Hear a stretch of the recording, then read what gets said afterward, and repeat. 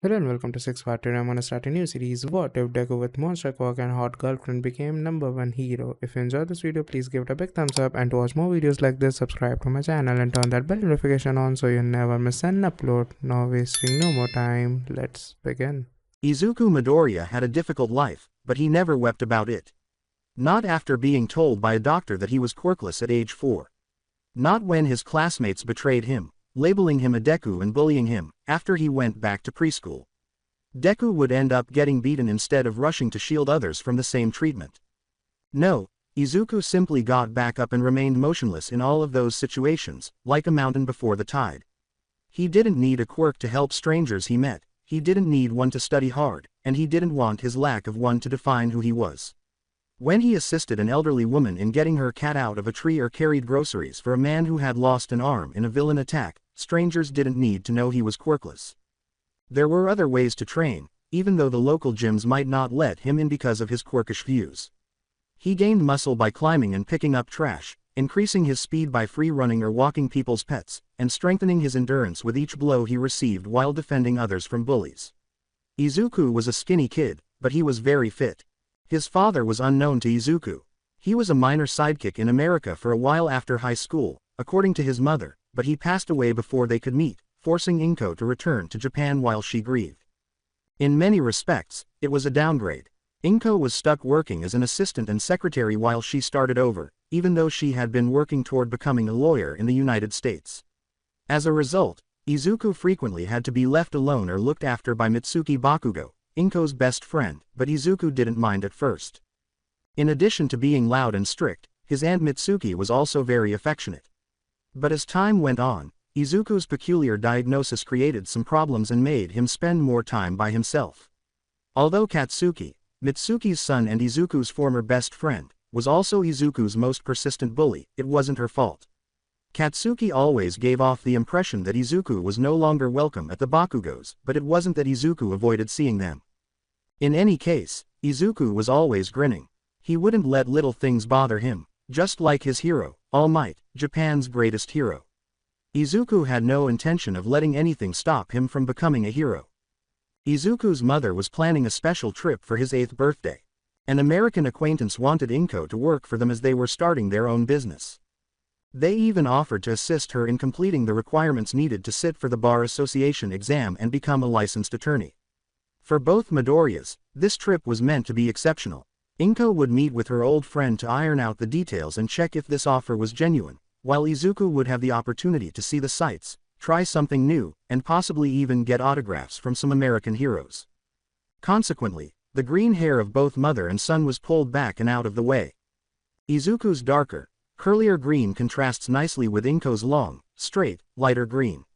His hair was on the longer side, which caused its weight to pull it a little straighter, but the ends kept their wild curl because he had been spending more time training and helping others. It was long enough to put into a tail, and he kind of liked it, but it wasn't nearly as long as his mother's, who let hers lay to mid-back so she could tie it up or make it look nice for prospective customers. When they went to the airport with their little bags for their noon flight, Izuku was dressed in blue shorts and his favorite All Might yellow hoodie, while his mother was dressed comfortably in a black and gray sweater and skirt. They needed very little because it was only for the weekend. As they made their way through the busy terminal, Inko momentarily froze, and Izuku believed he caught a glimpse of a flicker of purple and black smoke out of the corner of his eye. He didn't give it much thought because it vanished a moment after he tried to figure out why she had stopped. A man with gun-like fingers grabbed Inko's head from behind while the mother and son were waiting for their flight 20 minutes later. He looked frantic as he yelled, "Give me your money and your ticket. I gotta get away from here. Play nice and I won't have to shower your boy with your brain matter." Inko pretended to comply, but she slammed the back of her head into his nose before reaching out a hand. Nothing happened, leaving her pale and whispering, "What?" in shock. Then there was a loud crack, and Inko fell to the ground, gasping for air, a pool of red forming around her, and a hole in her chest. In that instant, Izuku's world fell apart, and for the first time, he succumbed to his anger and hatred. His skin turned red from the heat as he tackled the man who had shot his mother, his body steaming and growing. His shirt exploded when two enormous black bat wings appeared on his back, and long black claws and horns erupted from his fingers and head. A thick, whip-like tail with a trident-like tip was dragging behind him. No one spoke, even as Izuku's new claws ripped into the man, leaving him bleeding and unconscious. Izuku's body continued to shrink, revealing only horn nubs, small wings, and a slender tail. A few seconds later, as he held his mother and she took her final breaths, he cried out in sorrow. Most people simply turned away from them, but some people stared at them with judgment or sympathy. When the heroes finally showed up, they cuffed and restrained Izuku as well, treating him more like a villain than a traumatized child. Izuku lost both his smile and his mother on that day. Mitsuki was awakened in the middle of the night by a police call. She didn't hear much from the officer, but they did mention that there had been an accident and that it had to do with Inko. Mitsuki was asked to identify Inko's body when she arrived at the station wearing a coat to cover the fact that she was still in her pajamas. When Mitsuki saw her best friend, her sister, lying cold and lifeless on the autopsy table in all but blood, her stomach turned over and her heart broke. "Where's Izuku? Where's my nephew? Don't tell me he's hurt or kidnapped or." Mitsuki shuddered and dropped to her knees, sobbing, but then she had a terrible thought and rushed up, pinning the officer to the wall. "The little monster is safe. We'll take you to a window to see him, but you can't go inside. The case is still under investigation, but," the first officer said, scoffed, "he might end up with a murder charge if his victim doesn't make it out of surgery." It took 2 officers to remove Mitsuki from the third, but once they did, Inko's face twisted in disgust. Mitsuki was stunned. All of this was nonsensical. Normally, she would have been furious with the officer for discussing Izuku in such a way, but after witnessing Inko's death and learning that Izuku might face murder charges, she simply couldn't. Rather, she simply followed the officers into an isolation room while they conducted their investigation. Nobody was going to place an 8-year-old in a holding cell with adults under any circumstances. Mitsuki took a moment to realize that the only boy in the room was him, but what she saw at last made her get over her initial shock. Izuku was crouched in the corner, wearing thick wrist cuffs that prevented him from using his quirk. Uncomfortable-looking bands surrounded his tiny wings, making it impossible to open or use them. His tail was secured around his waist with a belt of some sort. He wore thick gloves and boots that prevented him from using his hands or feet for anything, and a band around his head prevented him from headbutting anyone with his horn nubs. To put it briefly, anything that might even result in a paper cut was either bound or restricted. His shorts had seen better days, and he was still without a shirt. The worst part was that Izuku was still covered in long, dry blood that must have hurt, and each time he saw it, he seemed to whimper and begin to rock more violently. Mitsuki turned and kicked in the door before they could stop her, which was only possible because the reinforcements were only positioned to stop forced exits, not entry.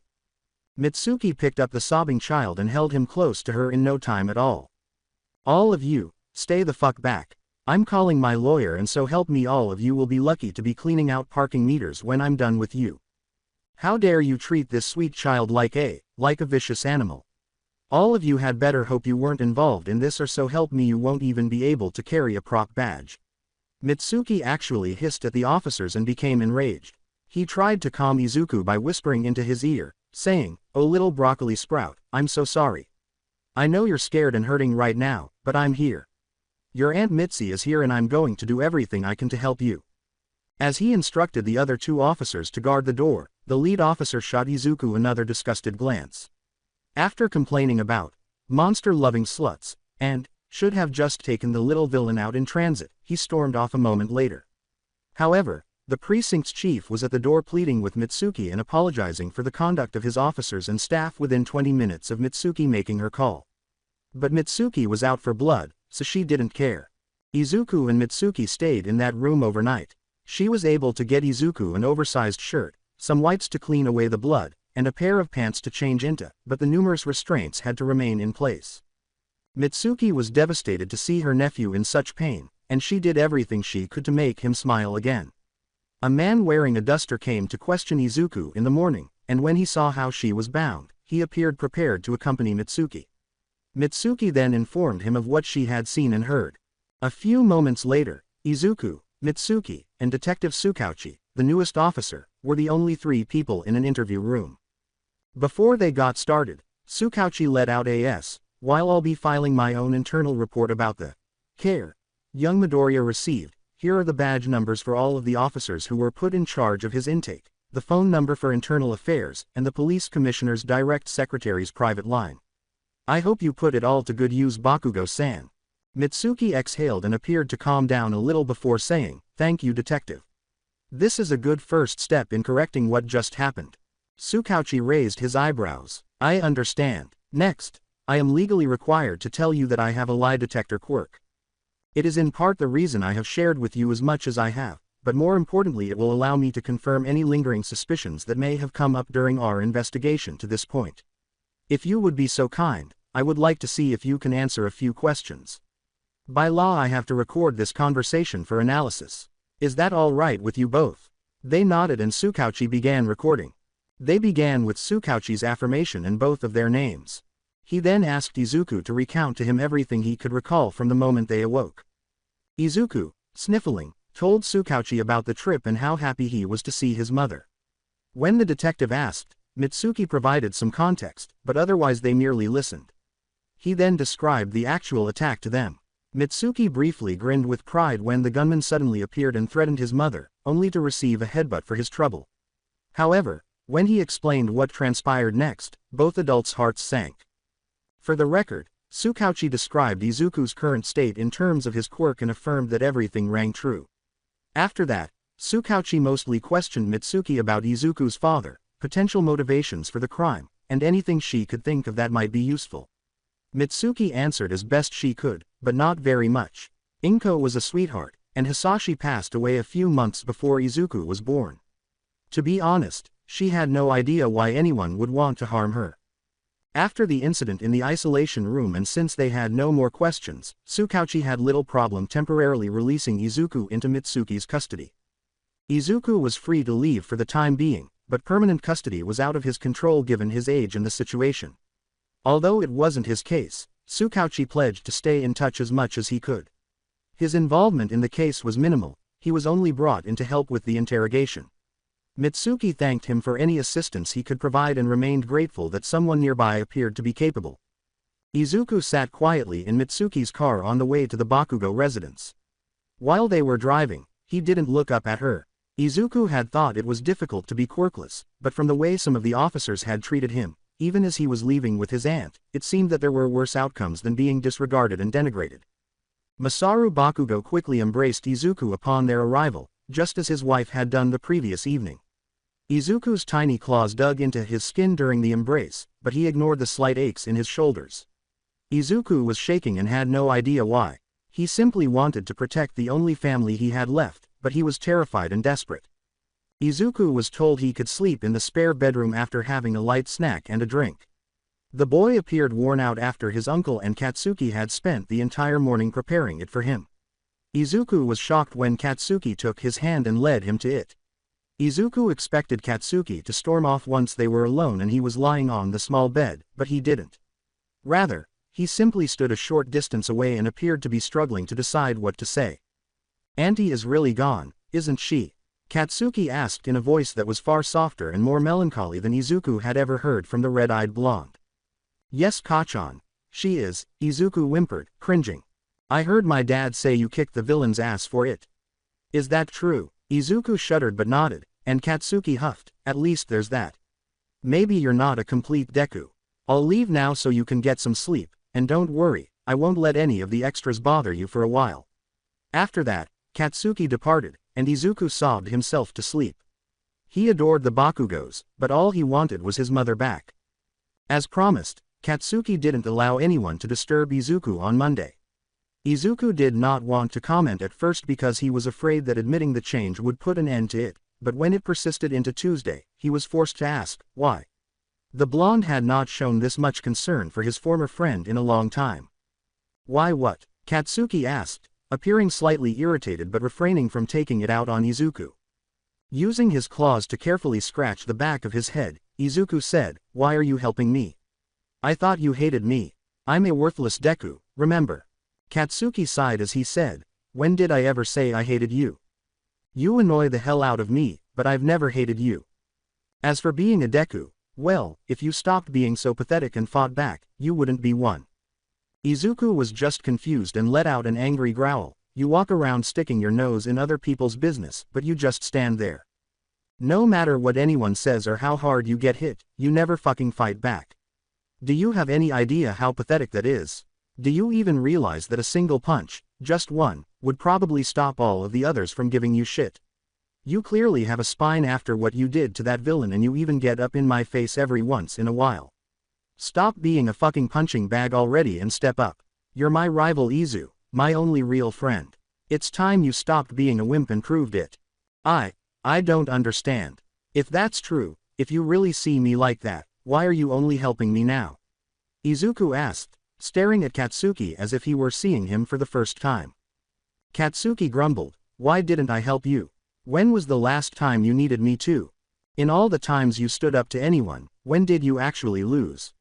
You never fought, so you never won, but you never let them beat you either, not even me. You had it handled, so why would I waste my time getting in the way or stealing your glory? If you had lost or been overwhelmed, hell yeah, I'd have stepped in to prove why I'm number one, but that never happened. You're tough, you can take a hit, and I know you can fight back, so, are you ready to stop being a Deku? Izuku wrapped Katsuki in an embrace that the blonde made a token effort to escape rather than responding. When he said that Izuku was strong, he wasn't kidding, and Katsuki realized that he could be a serious threat now that his quirk had finally surfaced. With tears of joy, Izuku laughed and said, it's nice to have you back, Kachan. Katsuki complained, TCH, knock it off, Izu. I'm not the one who forgot our promise. Now, remember what I said, cause I'm not going to protect you if you start a fight, but Izuku was now aware of the reality. He had to remember that Kachan was just Kachan.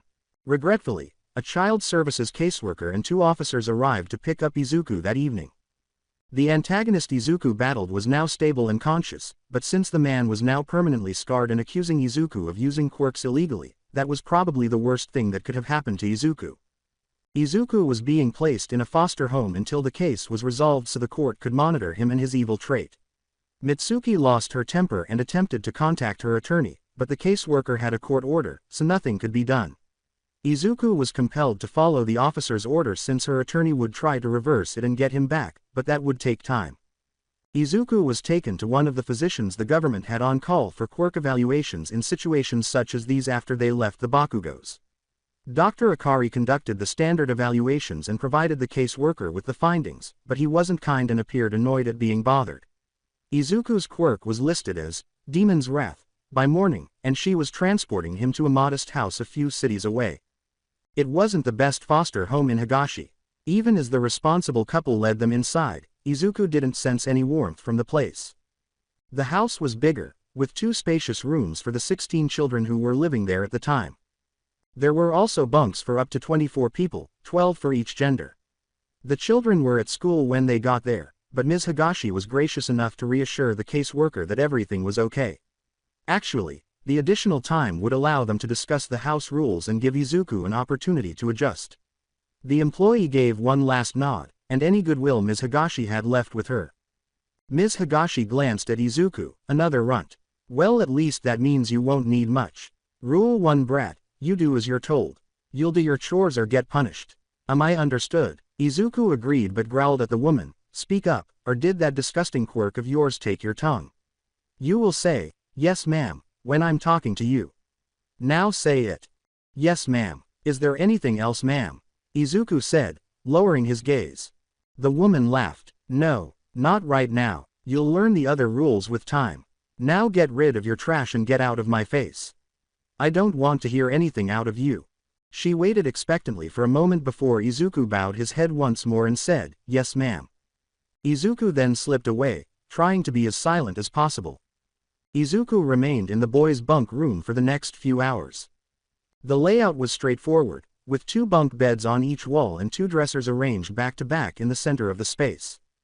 11 of the 12 bunks had a backpack on them, and the dressers were filled with various well-worn items that Izuku assumed were shared. One was open, so Izuku peered inside without touching it and discovered a toy and some less worn clothing. He retreated and proceeded to set his bag on the final empty bed after speculating that the bags were personal. He curled up and tried to sleep even though it smelled dusty and off. Izuku was able to get a few hours of sleep, though it wasn't pleasant, before he heard Ms. Higashi yelling once more. Before instructing several other children to complete their chores, Izuku crept to the door to listen and heard her explain that they had a new brat. She dismissively waved the others away, instructing them to quietly play outside. Her tone carried an implied threat that even Izuku could hear, and a moment later the other children scattered. Izuku sneaked outside after a few minutes in the hopes of making at least one new friend, but the moment he was noticed, a larger child moaned about, another freak, and the other kids started to avoid him. Despite the fact that one or two of them appeared eager to meet him, they soon left. When Izuku saw a pecking order, he knew it wouldn't be beneficial to attempt it at this time. He wasn't prepared to get into a fight because he didn't yet know the rules or the repercussions. Izuku slipped back inside and discovered a smaller girl with tiny pig-like ears and a small curled tail cooking with an older girl with slit eyes and a forked tongue. While the older girl was cooking, the younger girl would occasionally sniff ingredients before passing them to her. Occasionally, the smaller girl would flinch and discard something. When he greeted them, neither girl was overtly antagonistic, but there was something off in the older girl's eyes. When he approached, she hissed at him and protectively drew the other girl behind her, but there was no spark between them. Izuku kept looking and discovered a girl his own age with long purple hair and bags under her eyes. She was tucked away in a corner while she patched and repaired some clothes, but she was also thin and had tiny marks around her mouth that looked like the skin had been rubbed raw. The majority of her figure was hidden by the numerous patches on her brown leggings and the cream-oversized sweater she was wearing. Izuku saw that she was struggling with some denim because her scissors were so dull, so he grabbed her attention and cut with a claw instead. When the girl remained silent, Izuku introduced himself and said, "Hi, my name's Izuku. Would you like some help?" The girl glanced around uncertainly for a moment before nodding slightly and pointing with a finger where Izuku should cut. The girl finished much more quickly than she had anticipated with Izuku's assistance, so she approached Ms. Higashi in silence and showed her the completed task. "Did you help her do this?" the older woman asked, scowling as she waved her away before turning to face Izuku. With a nod, Izuku said, "Yes, ma'am." Ms. Higashi glared at the girl, asking, "Why?" Izuku moved in between them as the girl shrank and appeared scared. "Because I wanted to. The scissors were dull, so I used my nails." He then added, "Ma'am." Izuku was surprised when the girl nodded with wet, terrified eyes without responding. The woman sneered, "Listen here you little bitch, you watch your step. If I hear a peep out of you it's the muzzle again. You know that." She waved them both away with a snort, saying, "Get out of my face then." They both fled, but Izuku heard her sigh in disgust, saying, "I should have known. Villains are like rats. They're drawn together. You're the nicest person I've met so far here. I know it's weird, but I really don't want to be alone. All of this it's too much. Is it so wrong to want just one friend?" Izuku said, scratching the back of his head as the girl gave him a perplexed look. The girl's eyes grew wide with astonishment. She took Izuku's hand after looking around and pulled him behind some bushes. After they were completely out of sight, the girl released him and went to sit in a shaded area. She patted the area beside her and relaxed when he didn't follow right away. Another second later, Izuku walked to where she pointed and followed suit. It was pleasant. It was just warm enough to be incredibly soothing without being overly bright or warm. The older boy from earlier and two of the other boys were standing over them when Izuku felt a kick to his side. The boy gave her a strange look that Izuku didn't recognize and said, "You're still a shrimp now, but I know what you're hiding. A few more years and that mouth of yours might actually be good for something." The oldest had obviously kicked him, and he began to laugh. Should have known the villain girl would cozy up to the new monster. "I guess I thought you just had better taste, Shinso, but nobody's perfect, not that I can blame him." Izuku got up even though he didn't understand. Izuku hissed, spreading his wings to make himself appear larger, "Leave her alone. Shinso-chan is nice." The older boy punched, but it wasn't as strong as Katsuki's when he started. Izuku hardly moved. The punch actually only turned his head. Looking back, Izuku mockingly tapped the older boy's chin with a claw and smiled his best Katsuki smile. "Dicky, Genishi, hold his arms. If he wants to act like a big shot we'll show him how small he is," the boy said angrily, and Izuku didn't stop them. The two boys complied with little hesitation. In reality, Izuku wasn't too concerned about the first punch. Shinso would be safe as long as they were focused on him, and they lacked the strength to actually harm him. The leader began delivering punch after punch, but aside from the minor discomfort, he was correct, it didn't hurt. However, Shinso began to cry and eventually said, "Leave him alone, Akihiko." Izuku didn't do anything to you. Why are you like this? In a raspy voice. Yo, you're not supposed to talk. Not ever. When Ms. Higashi hears about this, shuddered Akihiko, the most frightened of the three boys. With a growl, Izuku asked, and who's gonna tell her? He then flexed and slammed the boys' arms together, causing their heads to thunk like coconuts. All three of you are going to back off and leave us alone. We never saw each other. Am I clear? Otherwise the other boys will hear about how you got beat up by an 8-year-old. We both know you don't want that. Who would listen to you then? Izuku said, slicing deep slashes in the dirt with one of his claws. A minute later, Izuku stormed off with his minions after Akihiko gave him a hateful glare. However, Akihiko swore before he left, saying, "This isn't over, freak. I'll get you someday." Izuku turned to Shinso after they had left, letting his wings drop and his posture sag. You okay? I was worried they might try to hurt you next. He was shocked to see that Shinso was crying. Why did you do that? She whispered as she sniffled and hugged him. Izuku hugged her back and began to respond, but his thoughts abruptly went blank, causing Shinso to cry even more. That felt odd. Anyway, you're my friend Shinso-chan, and I promise I'll always protect you. That's just what friends do, Izuku said after a moment, laughing and shaking his head. Shinso sighed. No, I don't want you getting hurt because of me. I'm a villain, and that's all I'll ever be. After wiping a tear from Shinso's eye with a finger, Izuku said, You're not a villain. You're a kid. I don't know why anyone would think such a nice person could ever be a villain. Izuku attempted to respond, but his mind became cloudy again, which caused Shinso to sob even more. See, I'm a villain. You protect me, and treat me nice, and how do I repay you? I mind control you. I'm a monster, a villain. I don't deserve a friend, much less one as nice as you. Shinso whimpered, It's my quirk. It's always my stupid quirk. It's the reason my daddy crashed the car. It's why mommy died. I hate it. Why can't I just be normal? Izuku came out of the fog and gave Shinso an embrace. You're not. Shinso, I only met you today, but I know none of that was true. Okay, maybe the stuff about your parents is true. I don't know, but what I do know is it must have been an accident. Otherwise you wouldn't feel this bad about it. Izuku smiled at her. I think your quirk is cool. You could stop so many villains with it, and nobody would need to get hurt. If anyone is a monster, it's me, but I'm not going to let what I look like stop me. I'm going to be a hero, no matter what it takes. Shinso blushed and sniffed as she allowed herself to be drawn further into his embrace. Why, you can call me Hitomi, if you want. Friends use each other's first names, right? She whispered after a moment. Rather than responding, Izuku simply laughed and held her until she had stopped crying. During dinner, Akihiko simply glared at Izuku and Hitomi, but Izuku chose to ignore him. Rather, he concentrated on Mr. Higashi. He was a black-haired man in his early 20s whose eyes seemed to follow anyone who caught his attention. Izuku wondered about their relationship since he resembled Ms. Higashi and they didn't appear to be a couple. He also observed that the older girl from earlier appeared uneasy in his presence and that he seemed to touch her frequently. He glaringly left his hand on her shoulder for a little too long, caressing her hair as she sat down to eat beside him. Izuku noticed his peculiarity when he caught him smoking outside after dinner. It appeared that he could heat his fingers to the point where they could set flammable objects on fire. Nothing significant happened to Izuku during the remainder of his first day in that house. In order to stay out of trouble, Izuku mostly tried to blend in and pay attention to what was expected of him. Izuku went to bed at the same time as the other boys. This time, lying in his new bed didn't feel all that strange. He wasn't alone here, which made it less frightening even though it would probably never feel right. Izuku adapted to his new normal over the course of the following 3 days.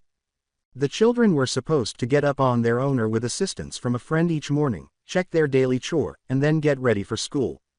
While some completed their chores as well, others needed too much time to begin until after school. The only girl with a regular chore was Rika, the older one with the lizard features. She prepared breakfast, lunch for Ms. Higashi before she left for school, and dinner with Sakura, the young child who resembled a pig, after school. While his new school processed his paperwork, Izuku had to spend the day in the boys' bunk room, which allowed him to be mischievous. Izuku was quick to take care of Hitomi's and his own chores when he could because he had nothing better to do. They remained together whenever possible. Izuku shielded Hitomi from being harassed by the other children, who knew she couldn't stand up for herself, and Hitomi prevented Izuku from being noticed by the Higashi family. Hitomi assisted Izuku in modifying his uniform for his wings the evening before he had to return to school. Fortunately, it was a bit too big on him, but he was cautioned not to use his quirk at all. Izuku boarded the bus that the school sent to collect them all in the morning. Izuku had never attended a school like Ryloth before. There was a recess area between the two buildings, which housed both an elementary and middle school. As a result, older children like Rika and Akihiko, as well as 2 additional girls and the 6 boys who comprised Akihiko's gang, immediately entered the middle school. Sakura, Hitomi, and Izuku turned left. Rika and Hitomi exchanged glances before they parted ways, and Sakura switched hands with Hitomi. Sakura smiled at Hitomi as they strolled, and Izuku made sure to follow the 2 girls to the 6-year-old's class. Hitomi then led Izuku to the office, where they discovered that Izuku was in fact in Hitomi's class, which made the girl blush and him smile. Izuku put out a wing to partially cover Hitomi when he saw that she was uncomfortable and that people were staring at them. They both knew the truth, but he pretended it wasn't intentional. Izuku thought his new classmates would make fun of him, but instead they appeared to be a little afraid of him. Before Izuku realized that these kids had never met Deku, or knew him as a quirkless child, it felt strange. All they saw was a new child with horns, claws, and wings that might be dangerous. When Izuku uncoiled his tail from where it usually stayed at his waist, it resembled a belt with the tip just a slightly larger belt buckle, and many people jumped. Hitomi and Izuku remained together, just as they had at home, and for the first time since her quirk started at school, Hitomi felt secure. On the other hand, Izuku at last understood why Katsuki was always so tall. Naturally, things weren't exactly the same. Izuku was feared and Katsuki was well liked, but their treatment wasn't all that different. It was sufficient for people to keep a respectful distance from him. Yes, it meant he wouldn't be making any new friends, but he wouldn't have made any anyway, given what Hitomi had told him in their private conversations. Although they were a little hesitant around him, the teachers were at least fair, and it was an improvement that they forbade bullying in front of them. Izuku searched for Sakura after class so they could meet up and board the bus, while Hitomi went to find Rika. Sakura wasn't old enough to comprehend why Izuku was frightening to others, and Izuku would have proposed that they switch, but Rika still didn't seem to trust him. Izuku's old frustrations came back when he found her. A group of girls, led by one with Dalmatian fur, teased and mocked Sakura for being poor, dirty, and ugly, as she sobbed while sitting in the grass. Izuku was not going to tolerate this any longer. Izuku glared at the other girls and growled as he stomped over, his wings and claws protruding. Actually, Izuku didn't realize how completely terrifying he appeared when he was furious, and even though he was only holding back his quirk with a few wisps of smoke, the other girls fled in terror. After they left, Izuku relaxed and embraced Sakura, who thanked her, Izu-ni, for saving her and hugged him. Izuku was demonstrating to Sakura how to create a dandelion flower crown when Rika and Hitomi discovered them. The little girl giggled and put a sloppy crown on Izuku's head, her wide smile making it difficult to tell if she had ever been crying. It appeared as though some of the emptiness had vanished when Izuku saw Rika, but he could sense that whatever had happened, it might never completely go away. Rika smiled slightly at Izuku as they made their way to the bus, and the 4 of them boarded. It was pretty normal for the next 2 weeks. Izuku was accustomed to being followed by whisperers, school, and chores. He simply carried on as usual. He trained where he could and confronted bullies, which was made easier by his newfound demonic appearance. He didn't let people's reluctance to allow him to do so stop him. When he told the other boys that he needed assistance beating up someone who was 5 years younger than him, Akihiko's attempt to persuade them to assist him in jumping Izuku was met with resistance. However, she and Rika had felt much more at ease with Izuku following the incident in which he protected Sakura. Perhaps that was the reason Rika trusted him with something significant. Rika was able to separate Izuku from the others for a talk in the back of the house after supper. Rika appeared to lose confidence as she sat in the grass and said, "Izuku, I need you to make me a promise." Despite his perplexed expression, Izuku nodded and said, "Sure, Rika. Whatever it is, you know I'll do everything I can to help. This is going to sound bad, but I need you to try harder than that. I don't care what it takes, you have to keep this promise." "You got that," Rika said, twisting her face. Izuku nodded once more, feeling anxious now. Rika turned her back. My new caseworker submitted a few high school applications for me, which is cool, but he didn't ask me first.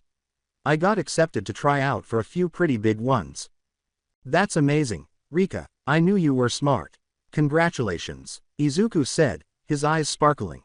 The problem is that they're moving me to a home for older teens in a town where I can more easily try out for the schools in a few months, Rika said with a grateful smile before appearing nauseous. Since most high-level schools have dorms for added security, this placement is only temporary, but I won't be around to keep the other girls safe any longer. You shouldn't have had to do it in the first place, Izuku said, averting his gaze as he recalled discovering Rika in tears one evening and engaging in a conversation he wasn't prepared for. Thanks Izuku for saying that, but I wouldn't want this for any of the others, Rika said, shedding a few tears and chuckling. That's why I came to you, Izuku said, looking perplexed but choosing not to interrupt. You have a big heroic heart and are a strong little guy. You can't let him choose a new favorite. I'm not sure who he will choose. Please watch out for Sakura in particular. He chose me when I was roughly her age, and I can't let my little sister go through this. For that, I love her too much. Izuku approached the adolescent and embraced her, allowing her to release all of her anxiety and grief. Izuku simply held her and patted her head, just like his mother used to do for him when he was scared. I swear, I'll protect them, but I'm not sure how I'll do it. Sakura considers me to be an older brother, and Hitomi is my best friend. I can't disappoint them. Since they don't like me in the first place, the other girls may be a little rougher, but I'll also protect them. With me around, no one else will experience what you did. Rika shuddered once more, but she knew he was serious. They hugged for another minute before they had to go back inside to turn off the lights, but she felt even more relieved because she knew she could rely on Izuku. After Rika left a few days later, Izuku began his vigil, staying up all night in bed and just listening. At school, he would use recess to nap while Hitomi kept an eye on him, but nothing happened until Izuku noticed Mr. Higashi wandering around with an appraising eye and getting a little too chatty with one of the other girls, a redhead with silver eyes and a quirk that made it annoying to be struck in the back of the head at random times. Izuku attempted to intervene, but her friend, a blue-haired girl with the ability to control small amounts of water, arrived before him. Hitomi asked a question, and he fell for it. Unfortunately, Ms. Higashi saw it too and began screaming at Hitomi. Changing targets, Izuku moved between Ms. Higashi and all of the others, his wings extended to block line of sight to all of them. Izuku didn't know much about her quirk, but he watched her lip twist in anger in her eyes, and then the pain began. Izuku cried out as he lost consciousness. Trigger warning. Izuku's head was still hot and sore when he woke up, but he was chained multiple times with his back to the water heater, and his hands were chained behind his back into the tank with what felt like heavier chain. He assumed it was the same type as the coils around his throat because the coils around his midsection were lighter but longer. He saw Hitomi chained to the wall by her wrists only, but she had a thick, heavy muzzle on that appeared too big and heavy for her. Izuku began to analyze in order to keep himself awake, and based on his observations, he surmised that Ms. Higashi was able to heat objects she focused on like a laser without the beam. Since it took a minute for it to work and it obviously required a lot of focus, he reasoned that it must not be very helpful, since if he had attempted to fight her, it would have been pointless simply by his movement, and he would have had plenty of time to fight back before it became intense enough to slow him down. Now that wasn't very smart, Mr. Higashi said, grinning as he walked down into the basement and backhanded Izuku across the face. My big sister was kind enough to take all you brats in, and this is how you repay her, defiance. She doesn't even make following the rules difficult. I even follow them, in fact. She provides me with the necessities, a bed, food, and a girl to play with, in return for my paychecks. That's sufficient for me, even though I can only have one at a time. She probably would have allowed you to do the same if you had cooperated. You could have had this little purple slut to yourself back then, but that won't happen right now. I know exactly how to help you find your place. However, I appreciate you making this simple. Izuku had begun doing much the same the moment Mr. Higashi turned his back, but the chains held. The adult looked Izuku in the eye as he caressed Hitomi's sides and licked his lips, then turned away and ignited one of his fingers to become red hot. Mr. Higashi turned and approached Hitomi, who appeared to have finally woken up. She tried everything she could to wriggle away, but the chains stopped her. God damn you, don't touch her at all. Then he heard the sound of burning skin and Hitomi's scream of agony as Mr. Higashi drew a brand like H with his finger on Hitomi's inner thigh, and Izuku missed it as the monster began removing his pants because he was losing control once more. Izuku hadn't used his quirk once since the airport incident, but that was no longer the case. He tackled the monster that would attempt to harm his friend, and the chains creaked and broke under the heat and pressure of his transformation. They struggled against each other, and Izuku got several superficial burns, but none that would scar, while the larger adult was beginning to bleed from numerous small cuts, scratches, and bites, mostly because Izuku was unable to land a solid blow. This ended when one of his feet lashed out and dragged their way through his genitals, causing the man to scream and freeze for a split second, with his throat exposed. The man was left choking on blood as he tried to burn closed his crimson-stained throat with a burning hand, while his other hand did the same with his nethers. A part of Izuku realized that he might have just killed someone, but it was quickly overshadowed by his need to protect Hitomi as they vanished into the night. Izuku broke her chains, picked her up, and ran up the stairs. Ms. Higashi tried to stop him, but she was half asleep, so he just punched her hard enough to get her out of the way as he kicked down the door and fled as fast as he could. Detective Tsukauchi was outside a foster home in Yamagata, Nagata Prefecture, a few hours later. He had been searching the area for a child who had been misplaced while in foster care. While the courts debated his long-term placement, little Izuku was supposed to go to a temporary home that specialized in dangerous or wild quirks, where they could help him gain control. However, he never showed up. This caseworker had made a mistake before with regard to children who had villainous or mutant traits, but this time it was the most serious. As a compromise, Tsukauchi was given Izuku's case to handle but not hers. Tsukauchi wasn't one to give up easily, but it had taken much more work than he anticipated to find him. After focusing on the prefecture of Nagata, he heard a call on the radio that sounded uncannily familiar. He hurried over and discovered that it was too late, but he still had a mystery to solve. The matron claimed that Izuku was a monster who had abducted another child and attacked her brother. Although it didn't sound like a lie, Tsukauchi had mastered the art of identifying half-truths. They sounded a little hollow because of his peculiarity. In this case, it seemed he had even more work to do. Izuku had spent the entire night running and was now in a small store. He didn't have much, and before being chained up, no one had bothered to check his wallet. Nevertheless, he used every last yen to buy Hitomi a cute black outfit that cost a little more and the cheapest shirt he could find for himself. It wasn't much, but Izuku knew she preferred darker hues and thought she deserved something nice after what nearly happened. When he was finished, he slipped out into the alley behind the shop, where Hitomi was waiting. After changing, Hitomi finally said, "Thank you, Izu, for everything." Aye. After they hadn't spoken since the previous evening. She sobbed and let it all out when Izuku pulled her into an embrace, saying, "You're safe now, Tomi. I'll never let anyone hurt you. You're my Tomi and I'm your Izu, nothing will ever tear us apart." With his wings wrapped like a blanket, Hitomi, flushed, tucked himself into his arms out of sight to sleep. Izuku had already left, but Hitomi knew she belonged at Izuku's side, so she whispered as she went to sleep, "Never apart and never alone again. I love that, and you." Probably the most difficult week in either child's life was the following one. After searching for anything they could use, they eventually had some items to work with because of Izuku's lessons learned from Rika while he observed her cooking and Hitomi's experience fixing things. They were able to cut, sew, and create a pair of bags using a tarp that had seen better days and some heavy, discarded string. They were undoubtedly unsightly and required daily upkeep, but they served the purpose. They discussed topics at night that they had previously been too scared to discuss or felt uncomfortable discussing for fear of being overheard. Hitomi now always lay on or next to Izuku at night, just like the first time, but neither of them noticed because it was warmer that way. Hitomi tried not to think about her parents, but she hardly remembered them. She had stopped crying over them a long time ago, and they had left her when her quirk appeared. Izuku informed her about his mother and aunt in the interim. "They sound nice. Do you think they would have liked me?" she asked after a while. Izuku looked at her with disbelief. "Tomi, what's not to like? You're so smart and nice. I'm sure they would have loved you.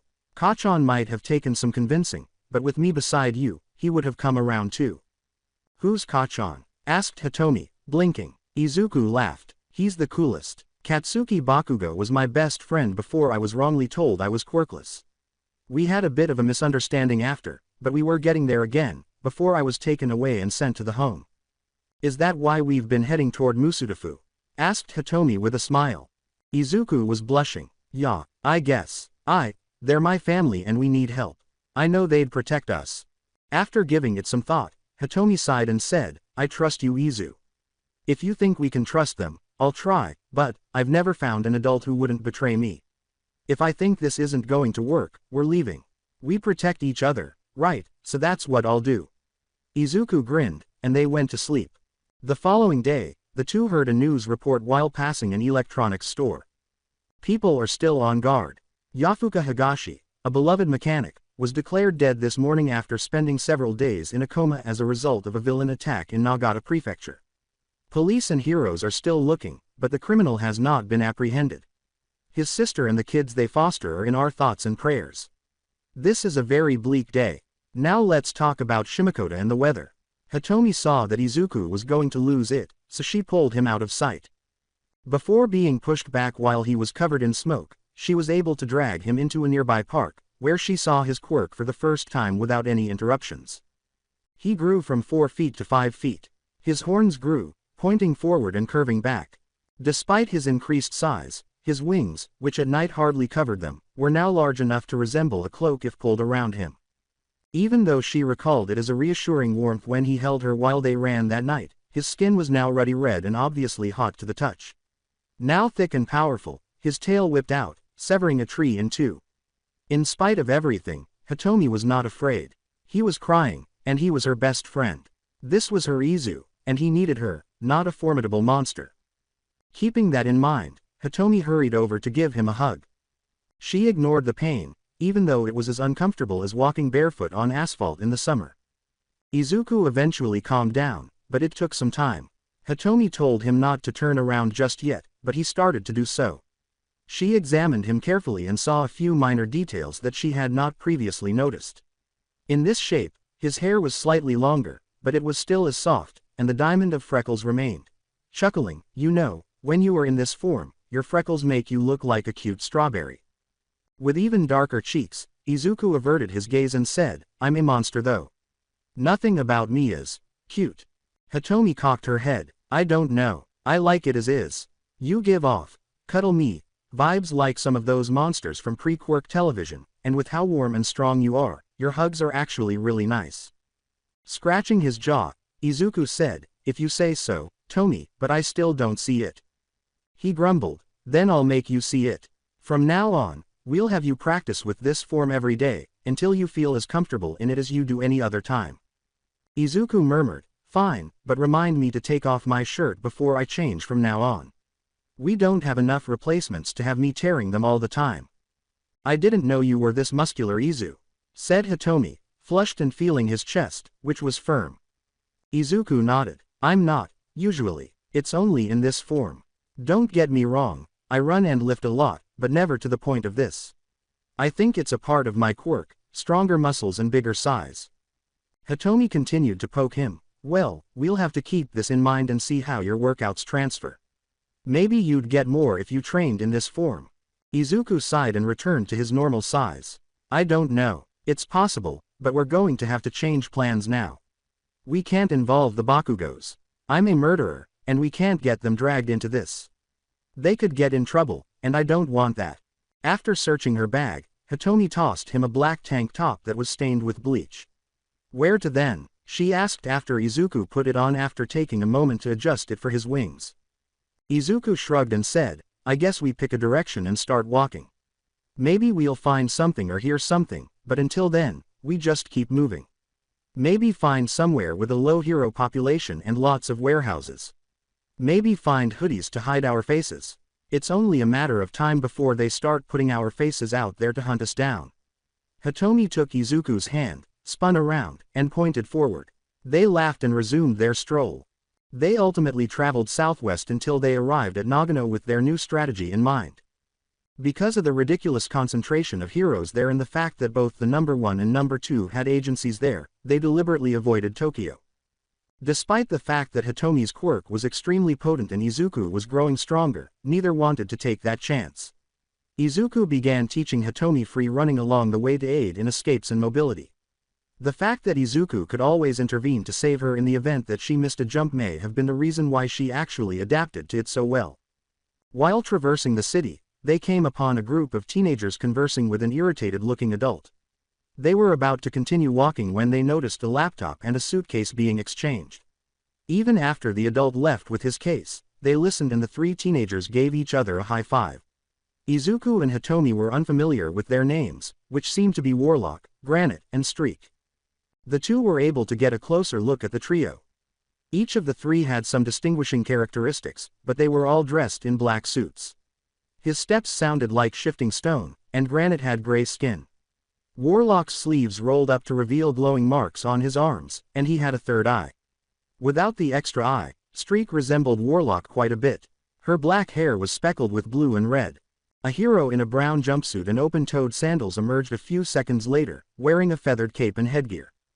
The teenagers simply laughed when they heard him yell at the villains to stop and get ready to be arrested. It wasn't really a fight that followed. Hitomi and Izuku observed Granite grow into a rock man twice his former size. As the hero attempted to dodge, Warlock unleashed energy blasts at him, and Streak circled around him, leaving a red and blue trail in his wake.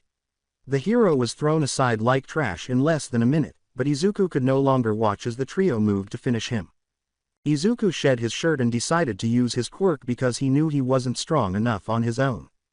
When a 5-foot, horned demon charged at Granite, he was taken aback, but what really startled him was how its punch broke his reinforced jaw. His partners froze in shock as well, but they recovered when they witnessed the two figures engaging in combat. After all, only a select few people, all of whom were either bosses or high-ranking heroes, were able to make Granite stagger, so whoever the red-skinned guy was, he was a problem. Although Streak was able to hit the demon's kidneys with a couple of his punches, she was more hurt than he was. Before Warlock could join in, he heard Streak in a new girl's voice. They turned and froze when the girl told them to get lost. Keeping both teenagers under control was extremely taxing for Hitomi because she hadn't used her quirk much, but they were partners and Izuku needed her assistance. On her way to assist the hero in escaping, Hitomi was able to retrieve the laptop from the floor. Native introduced himself after two of the three were handled, and then bolted to find support. With a moan, Hitomi said, "Come on Red, we gotta go.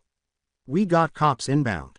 Granite turned to see why Native was fleeing, but instead saw his friends standing vacantly and with wide eyes. Izuku used this diversion to swing a Detroit smash at Granite's face, rendering the older boy unconscious. As the other two began to awaken, Izuku saw Hitomi trembling and clutching her head. He picked her up and fled in search of a secure location to hide. Izuku found a forest just outside the town and hid there while he investigated Hitomi. She claimed to be fine after a few minutes and that she had just used up her quirk. Though Hitomi was resting on Izuku's chest, they ultimately went to bed early after Izuku made sure she was safe. Warlock was furious elsewhere as he and Streak assisted Granite, who had shrunk back into his smaller form, in limping away. This insult would stick in his mind. He nearly lost it when he realized the laptop was also missing.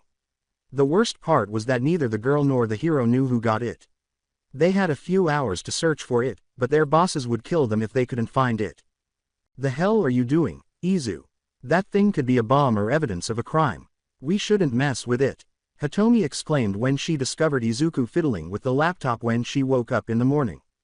Izuku chuckled. Firstly, no criminal mastermind would make their password 12345, and secondly, this is ours now.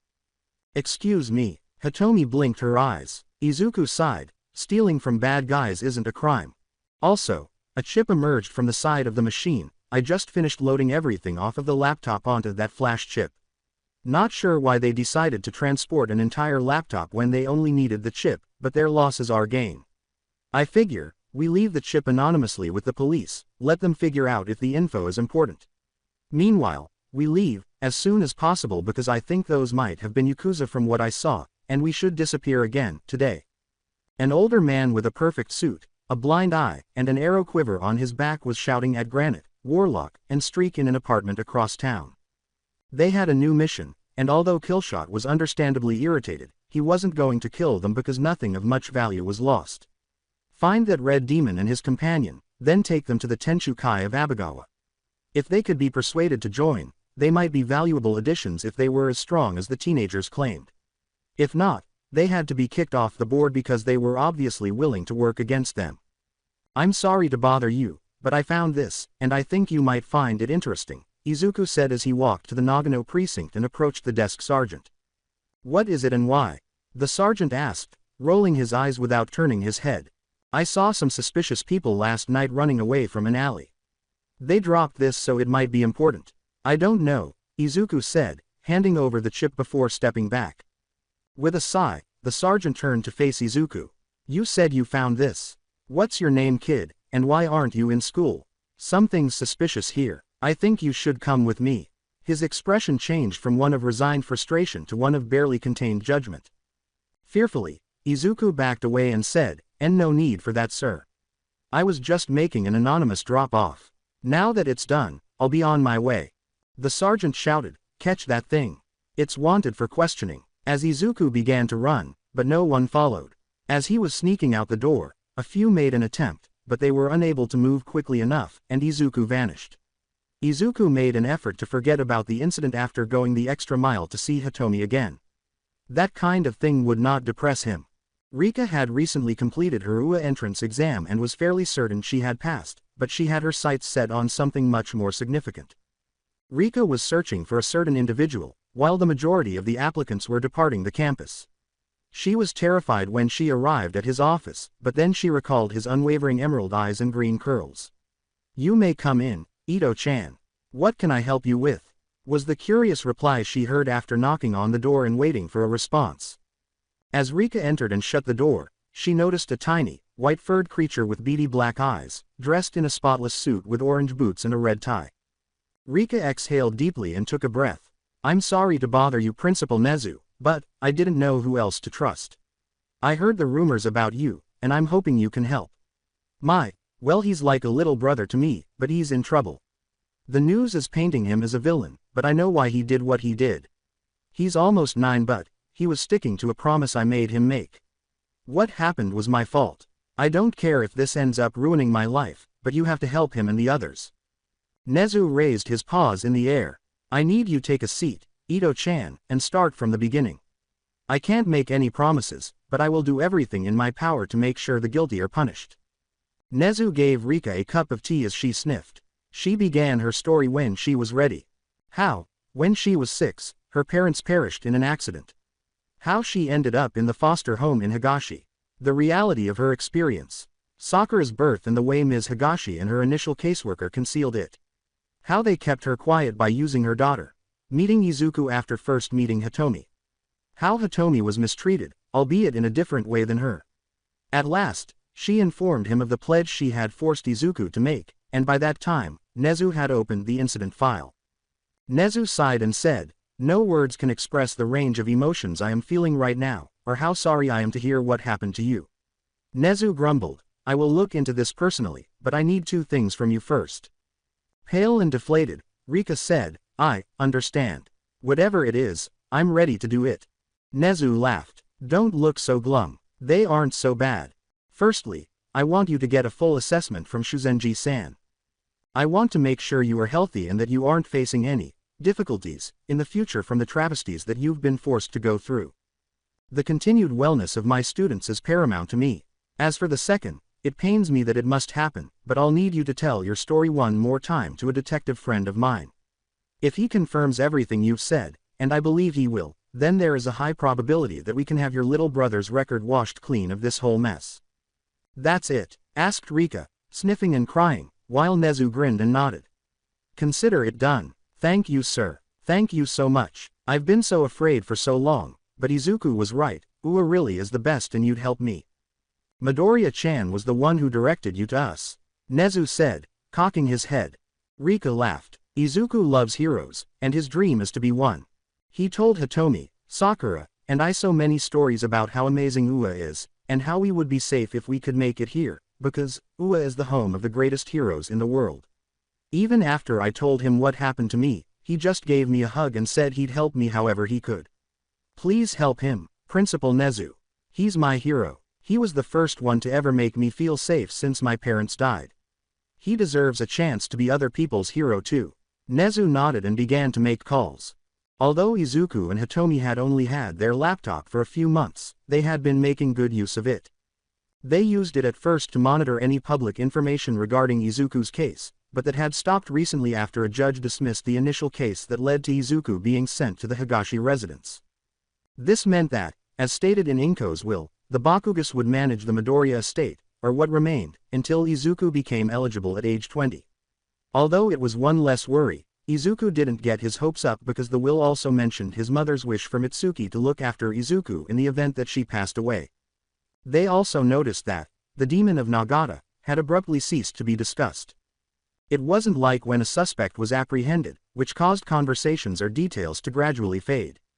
No, they were uneasy because of the sudden and abrupt silence.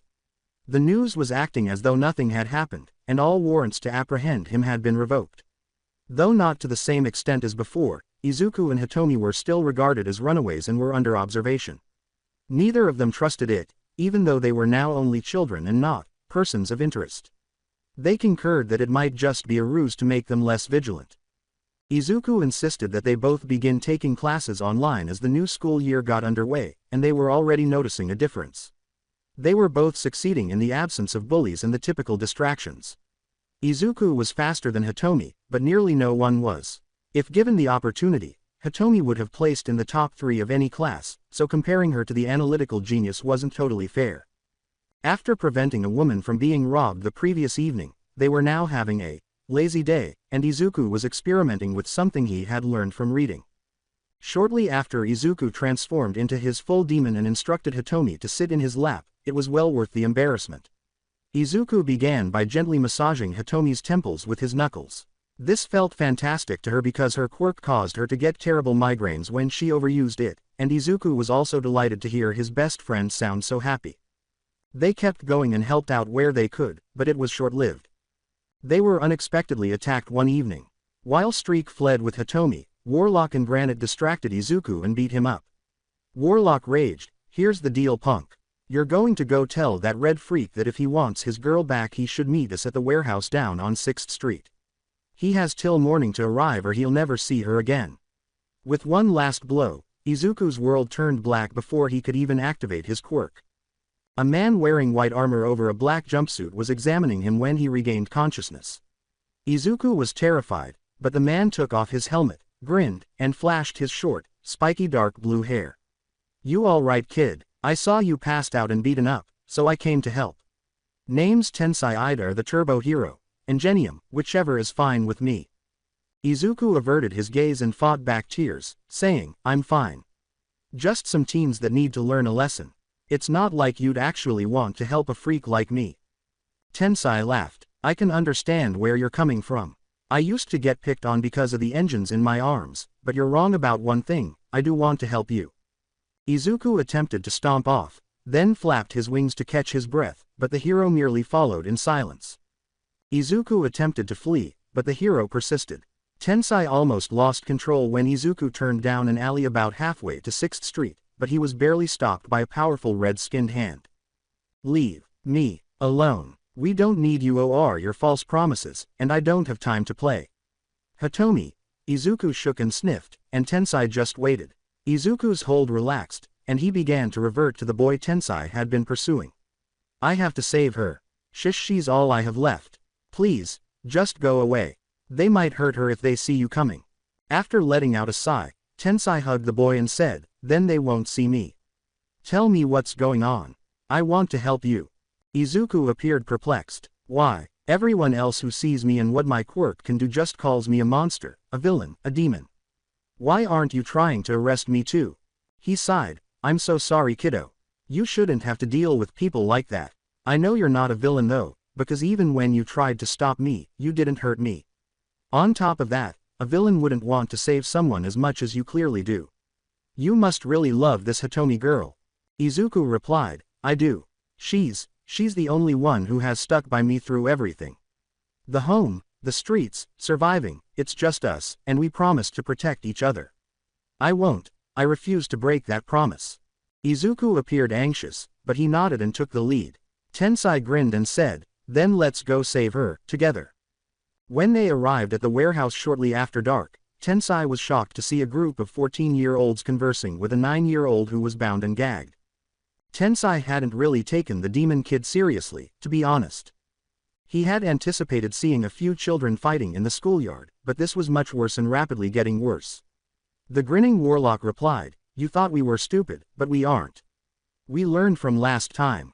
We might not know exactly how your quirk works, but it has something to do with that pretty little voice of yours. He laughed, you can stop crying, damn it. As long as your friend sees sense, we won't have to hurt each other. Hitomi continued to squirm and cry, making, can you shut up already? This is why I hate kids. Listen sister, my brother might be a moron, but he's telling the truth. If your red friend agrees to join the Abagawa Tenshukai, then everything will be forgiven.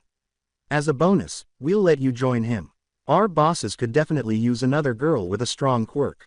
You just have to learn your place first.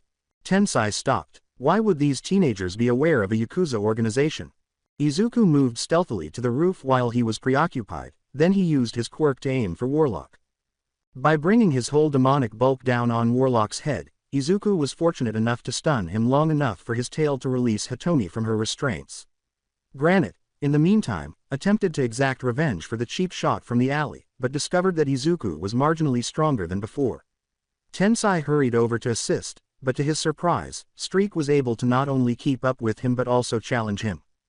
After that, everything descended into chaos. In an attempt to outlast one another long enough to assist, the speedsters were locking into a race. Granite and Izuku were fighting like actual Rock'em Sock'em robots once more.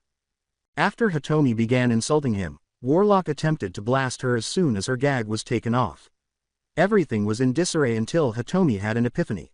She rolled toward the speedsters, causing them to veer straight into one of Warlock's explosions. Because of his armor, Tensai was unharmed, but the unarmed Streak was knocked backwards. So who's a moron? Hitomi grinned as Tensai began striking Granite in the side with kidney punches while the siblings quarreled over who was at fault. She is, exclaimed both siblings, and it took them a moment to realize their mistake. Hitomi simply chuckled and said, you both are. Izuku swiftly succeeded in knocking Granite out once more with the hero's assistance. Izuku picked up Hitomi and they vanished while Tensai finished tying up the teenagers and called for a police escort. Didn't even get his name. Tensai sighed, looking back. I wish he would have trusted me a bit more, but nothing for it now. I just hope he'll come to me when he's ready. As they hurried out of town, Izuku kept Hitomi close. They simply broke down now that they were safe and together. They had been unable to focus on anything else because they were both so terrified of losing the other. They knew they had to change now that they could, but they were unsure of what or how to do it. Evening Tsukauchi. How may I help you?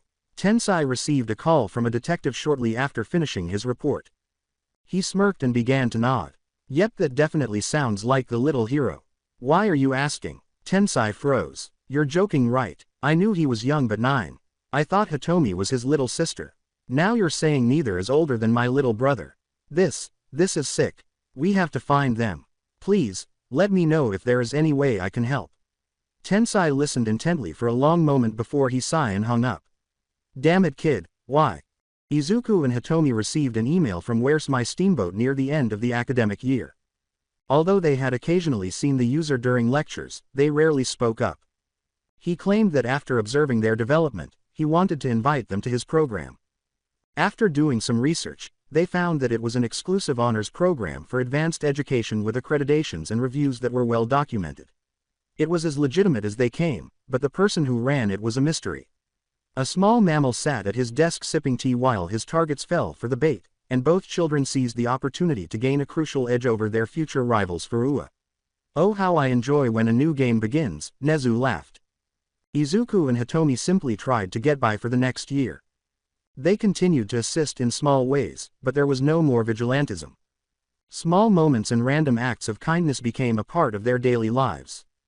A few months after their last encounter, Abagawa Tenshukai ceased to be an issue because they had passed away. The Abagawa Tenshukai were raided and killed while Warlock and his crew were halfway across Japan because it turns out that another vigilante had developed an interest in the group. Izuku and Hitomi felt sorry for the teenagers in spite of everything. If they understood anything, it was how devastating it felt to have lost whatever family they still had.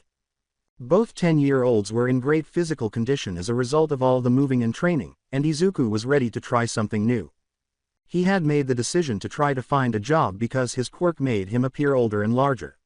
He ended up working as a day laborer in a small mountain town because it wasn't too difficult or required a background check. Izuku needed an alias, but they had long since stopped caring about town names. When the foreman asked Izuku where he was from, Hitomi grinned and said, "Oh, I'm Kana Akuma, and this is my big brother Ichigo. He's kind of quiet around new people, but he is really strong." The foreman was unconcerned. All he needed was a name for his files, but Ichigo quickly proved to be a useful tool. Ichigo would always just laugh and attribute the child's strength to hard training, even though some of the others were wondering if he had a strength quirk. They eventually agreed with that response.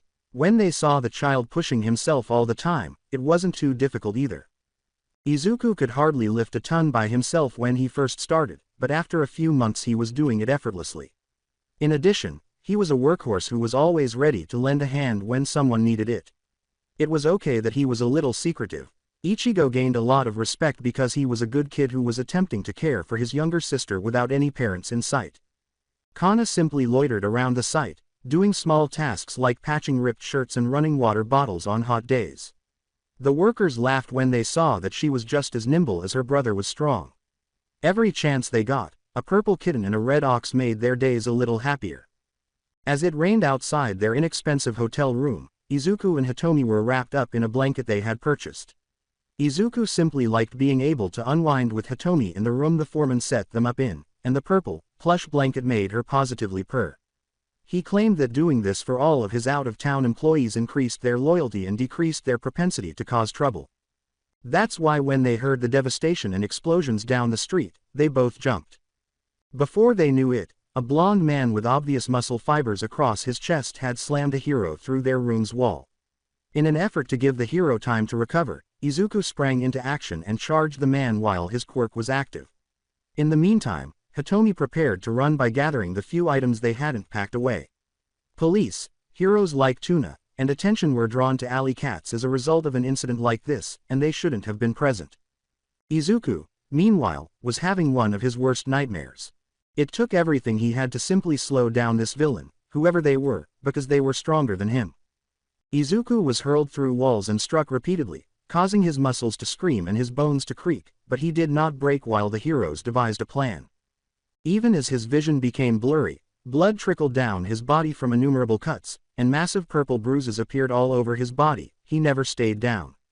Izuku took longer to rise again as the battle dragged on, until the heroes could stand it no longer. They joined in, and with a loud snap, the villain broke one of their necks like a twig, then moved the other one aside. The child was amusing, but they hadn't offered him the challenge he desired. Hitomi noticed it. When she realized they couldn't win, her stomach fell. One hero was already dead, Izuku was at his breaking point, and the final one was bleeding out after being skewered on rebar. She was just 10 years old. Although she lacked Izuku's strength, she was capable of one thing. Hitomi screamed and said, "Hey villain, why are you so fucking pathetic?" To the villain. "Well, don't you have a mouth?" said the villain, rotating with a malevolent grin, before he froze. The hero grabbed it when his muscles relaxed enough to create a tiny opening. Sending a spike of her own wet blood through the villain's eye was her final act on Earth. The villain roared in agony, but it also put an end to the brainwashing. The villain fled before any more heroes could come to complete the task, his face covered in blood and his fighting abilities crippled. Izuku was disappointed to see this. Hitomi was aware that they also needed to flee. With Izuku's arm over her shoulder, she assisted him in limping away because the heroes were already dead. It was a tragedy when the heroes arrived. The deaths of the two were not in vain. Large portions of the town would need to be fixed, and some people were injured, but no one else perished. Even though it took hours to put together a comprehensive account of what transpired, there were still some unanswered questions. Any tangible proof of the Akuma siblings' existence was destroyed along with their hotel when a gas line exploded, and they were not listed in any registry. Ultimately, they were excluded from the report since the investigator was unable to provide any evidence of their existence and he had no intention of including ghosts in his documentation. Izuku needed several weeks to heal on his own. They could only treat patients the old-fashioned way since there were no hospitals, medicines, or medical gimmicks. They resumed their habit of sleeping in caves and small hideaways after Hitomi spent as little of their money as possible. Although it wasn't ideal, they persevered as usual. They had one of the worst summers ever the following year. For the first time, Hitomi thought about not sleeping under Izuku's wings as the situation worsened to the point where even the nights became muggy and sticky. They needed a different solution, but in the end, she concluded that avoiding nightmares was still more important. They found a solution by sneaking into a public pool in the middle of the night. They swam in shorts and vintage t-shirts because swimsuits were pricey and useless for carrying around. It was a unique experience to watch the moon reflect off the water while unwinding, and they vowed to establish a new custom. From now on, they would sneak into a public pool at least once a summer and just relive this. Izuku consented to try being Ichigo once more after much persuasion. Together, they searched the area and discovered a smaller, family-run construction business in the Mie prefecture. The fact that Uraraka Construction was not the largest actually worked to their advantage. Ichigo was a huge help right away, and unlike before, Kana wasn't by herself. Kana soon had a new best friend in the form of Ochako, the owner's adorable daughter. As both children were approaching puberty, it was crucial that the Akumas quickly became close friends with the family. Ms. Uraraka was of great assistance to Hitomi during that period, helping her learn the skills she would need as a young woman and with things she was too ashamed to ask Izuku for. As Ochako's curiosity about the Akumas, particularly Ichigo, grew, her friend became increasingly defensive. For little Ochako, that was the first strange thing about them. Even though she had no siblings, she was aware of their unusually close relationship. They ended up staying in one location for the longest time since the house, and it began to feel that way. Izuku and Hitomi thought about being honest with someone for the first time in their lives. Although the Urarakas were decent people, their relationship was short-lived. Things began to go wrong in the winter following the pair's 11th birthday. The fire began with minor issues like misplaced tools and misplaced supplies. Ichigo offered to monitor the Uraraka's primary project and apprehend those responsible for the site's damage and wall spray painting. The backers might stop funding if there were any more delays or damages, in which case the Urarakas might have to sell out to one of the larger businesses. Izuku heard a noise and went to look into it while he was eating a bento that Ms. Uraraka had insisted he bring with him. What he discovered were some of the Uraraka's rivals busily discussing and damaging machinery. One of them yelled to, "Catch that kid," before they realized he had taken a few photos. Izuku was able to send off the photos before any of the guys could stop him because he had helped build the building and knew it inside and out. After finishing that, Ichigo started busting heads while Izuku slipped behind a corner. One of the guys attempted to use his peculiarity, blast furnace, to strike him when he became too much to bear, but it wasn't a very good idea in a building that was mostly made of wood. Because they had lemming survival instincts, Izuku ultimately had to drag them unconscious out of the burning building. However, Izuku had to make a decision when the police and heroes arrived because one of them identified him as the Demon of Nagata. He fled back inside the building just before it collapsed. Hitomi slipped away like a ghost, but Ochako and the Urarakas missed it because they were devastated. When Ichigo was pronounced dead and the fire was extinguished, it devastated them. Although there was no body, the police stated that no one could have survived inside due to the extent of the damage. Even worse, a note was left on their table, and Kana and everything the siblings owned were simply gone. It was from Kana, who apologized for having to leave without being able to say goodbye and thanked them for helping her remember what it was like to have a family. Though there wasn't much they could do, it was full of love and left them feeling as though they had lost 2 children rather than just one. Naturally, they made an effort, but it only made them feel worse. When they attempted to report Kana Akuma as missing, they were ridiculed and informed that they had been duped.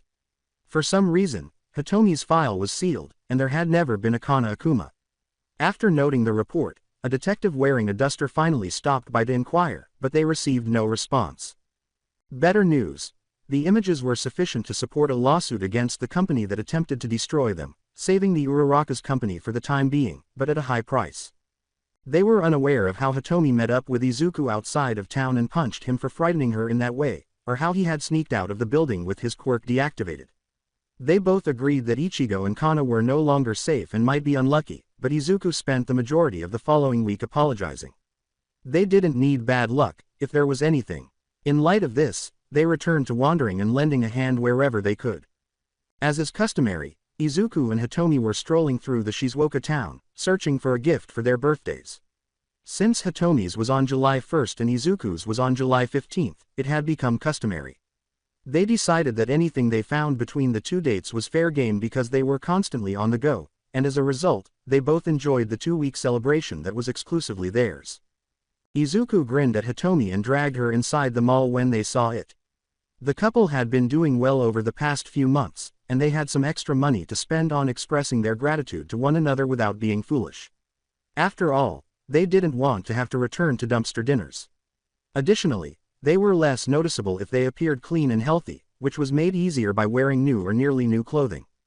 Izuku and Hitomi discovered a modest store selling clothing in their style after strolling around for a while.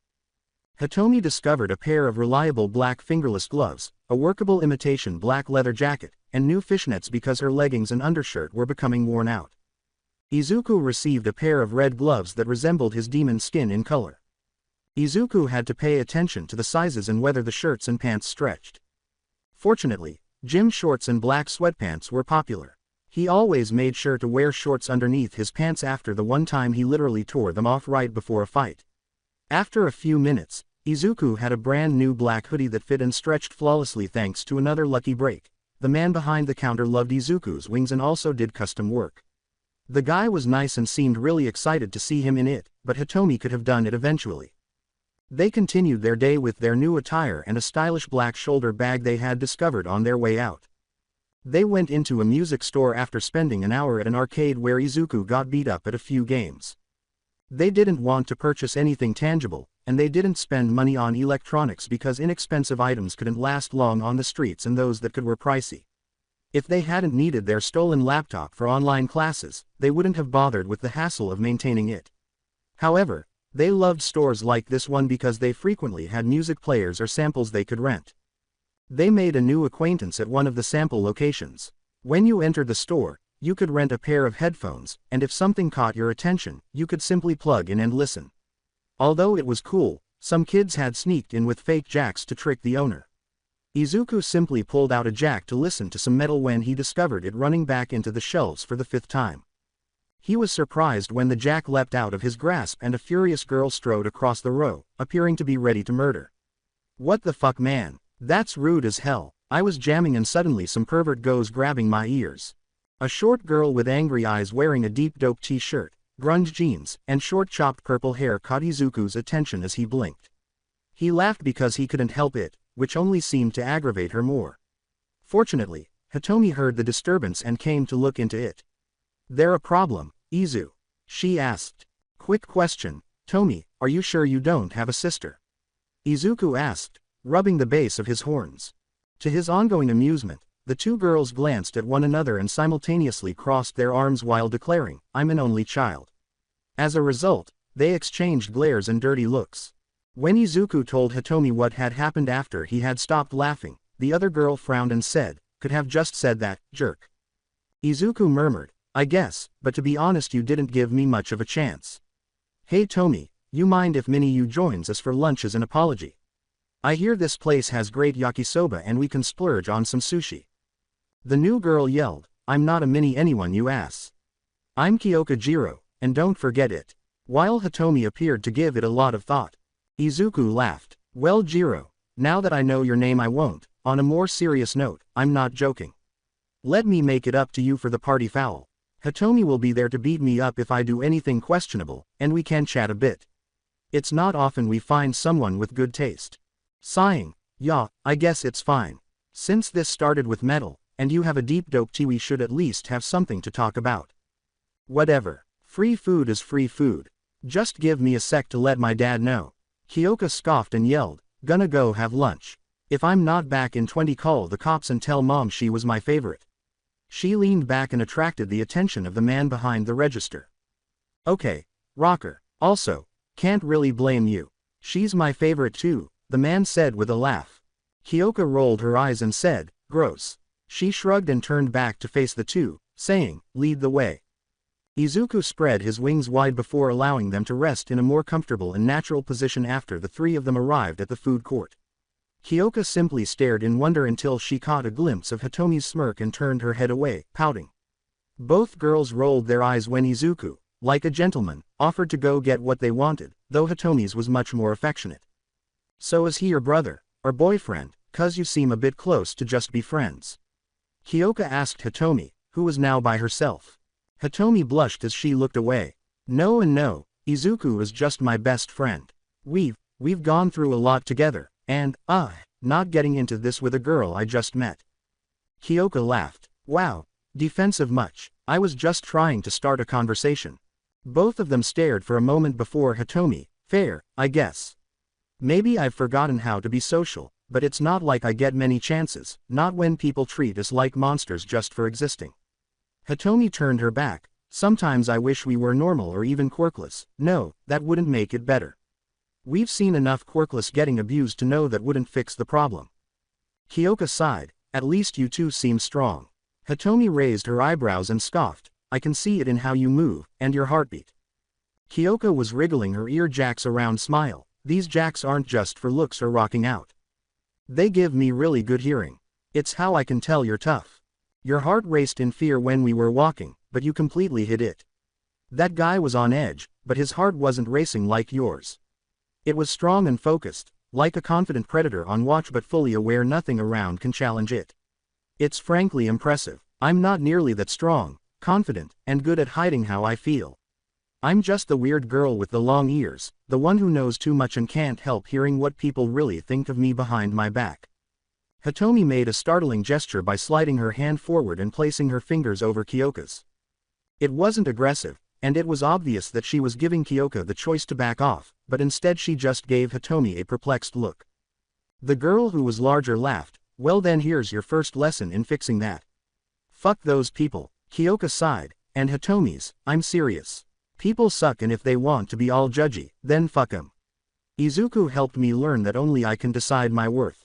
They can hate all they like, but that's not gonna make me change who I am, even if the occasional intrusive thought makes me question myself." Kyoka sighed. "I guess. I kind of understand why morons would think your friend is a monster just from looks alone. Don't get me wrong, he rocks the demon look, and he seems nice enough, but most people don't bother meeting you before judging. You though, I just don't see it. Maybe a bit tall and definitely a punk, not that I can throw shade, but you seem like more of a dark queen bee.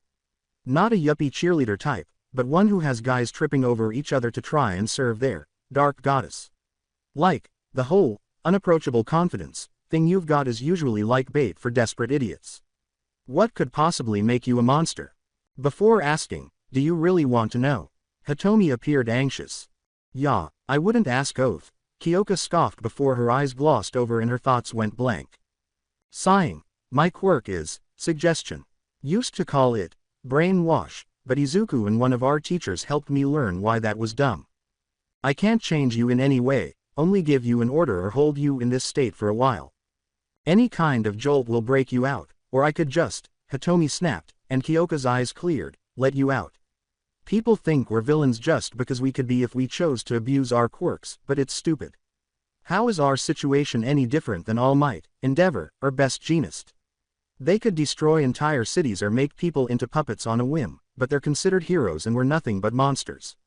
How is that fucking fair?" Hitomi began to cry when she felt Kyoka turn her hand in order to give Hitomi's fingers firm squeeze. "You're right, that is fucked up. Not gonna say being under your quirk wasn't spooky, but you didn't hurt me, and I can already tell you're not the type. You're not a villain or a monster unless you choose to be one, and I get it. I'm not the picture of fitness, but my jacks can do more than hear. I can send my heartbeat through them. It's not a lot yet, but I've been warned that I can make people's insides tear up if I try with the vibrations.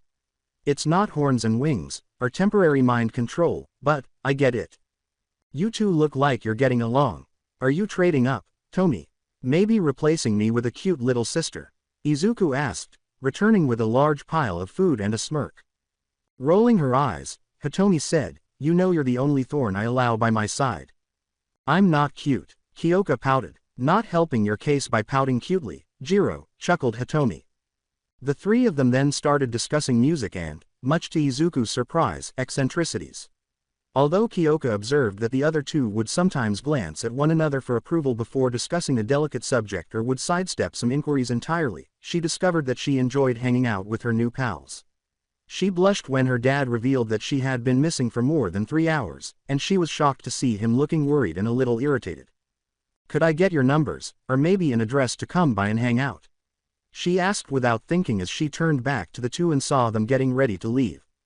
After Kyoka was concerned that she had gone too far and the two froze, Izuku sighed and said, "Jiro, we're sorry.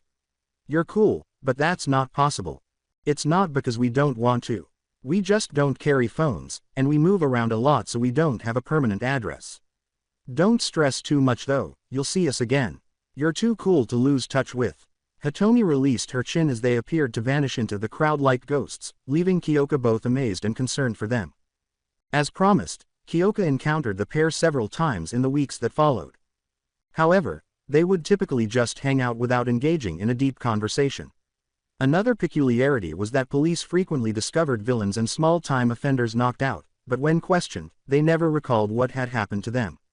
In addition, there were rumors of a red demon prowling the streets and evidence of a fight during the break-in at the community pool, but Kyoka paid little attention to any of it. When Kyoka's parents had to leave for their annual contractual festival in the middle of August, Kyoka was offered the choice to stay at home if she so desired.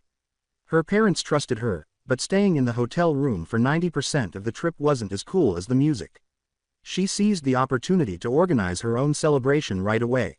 Kyoka usually avoided going out close to dusk because she had just turned 12, but she didn't want to wait another day to find her best friends if she wanted her plan to succeed. When Kyoka went to the park they often visited, she searched for them but instead discovered a group of men trading suitcases. Kyoka realized that something was wrong and attempted to hide until they had gone so they wouldn't see or catch her, but one of the guys sneaked up on her and took her by the ear jacks.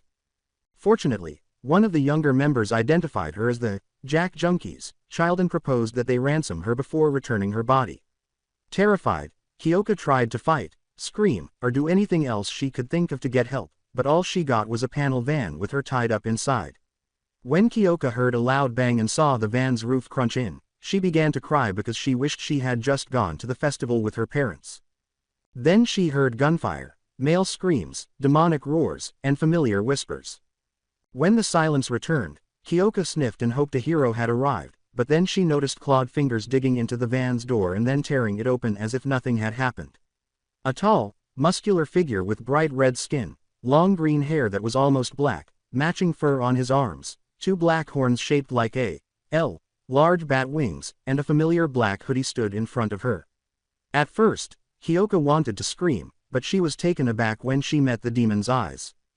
"What's got you spooked, Big Gu, shit?" Kyoka scoffed as he watched Hitomi wriggle past the demon, who was frozen with a perplexed expression. While her friends freed her and went around to the remaining thugs, Kyoka stayed silent. The grass was now heavily stained with blood, but Kyoka took a hard look and exhaled in relief. They were all killed by bullet wounds, so unless this demon had a concealed weapon, it was not friendly fire that killed them. Hitomi used her quirk to make the survivors forget they had seen anyone that night in the entire battle while she watched as the demon bound them and stole any money they had on them. After that, the two accompanied Kyoka home in an awkward manner.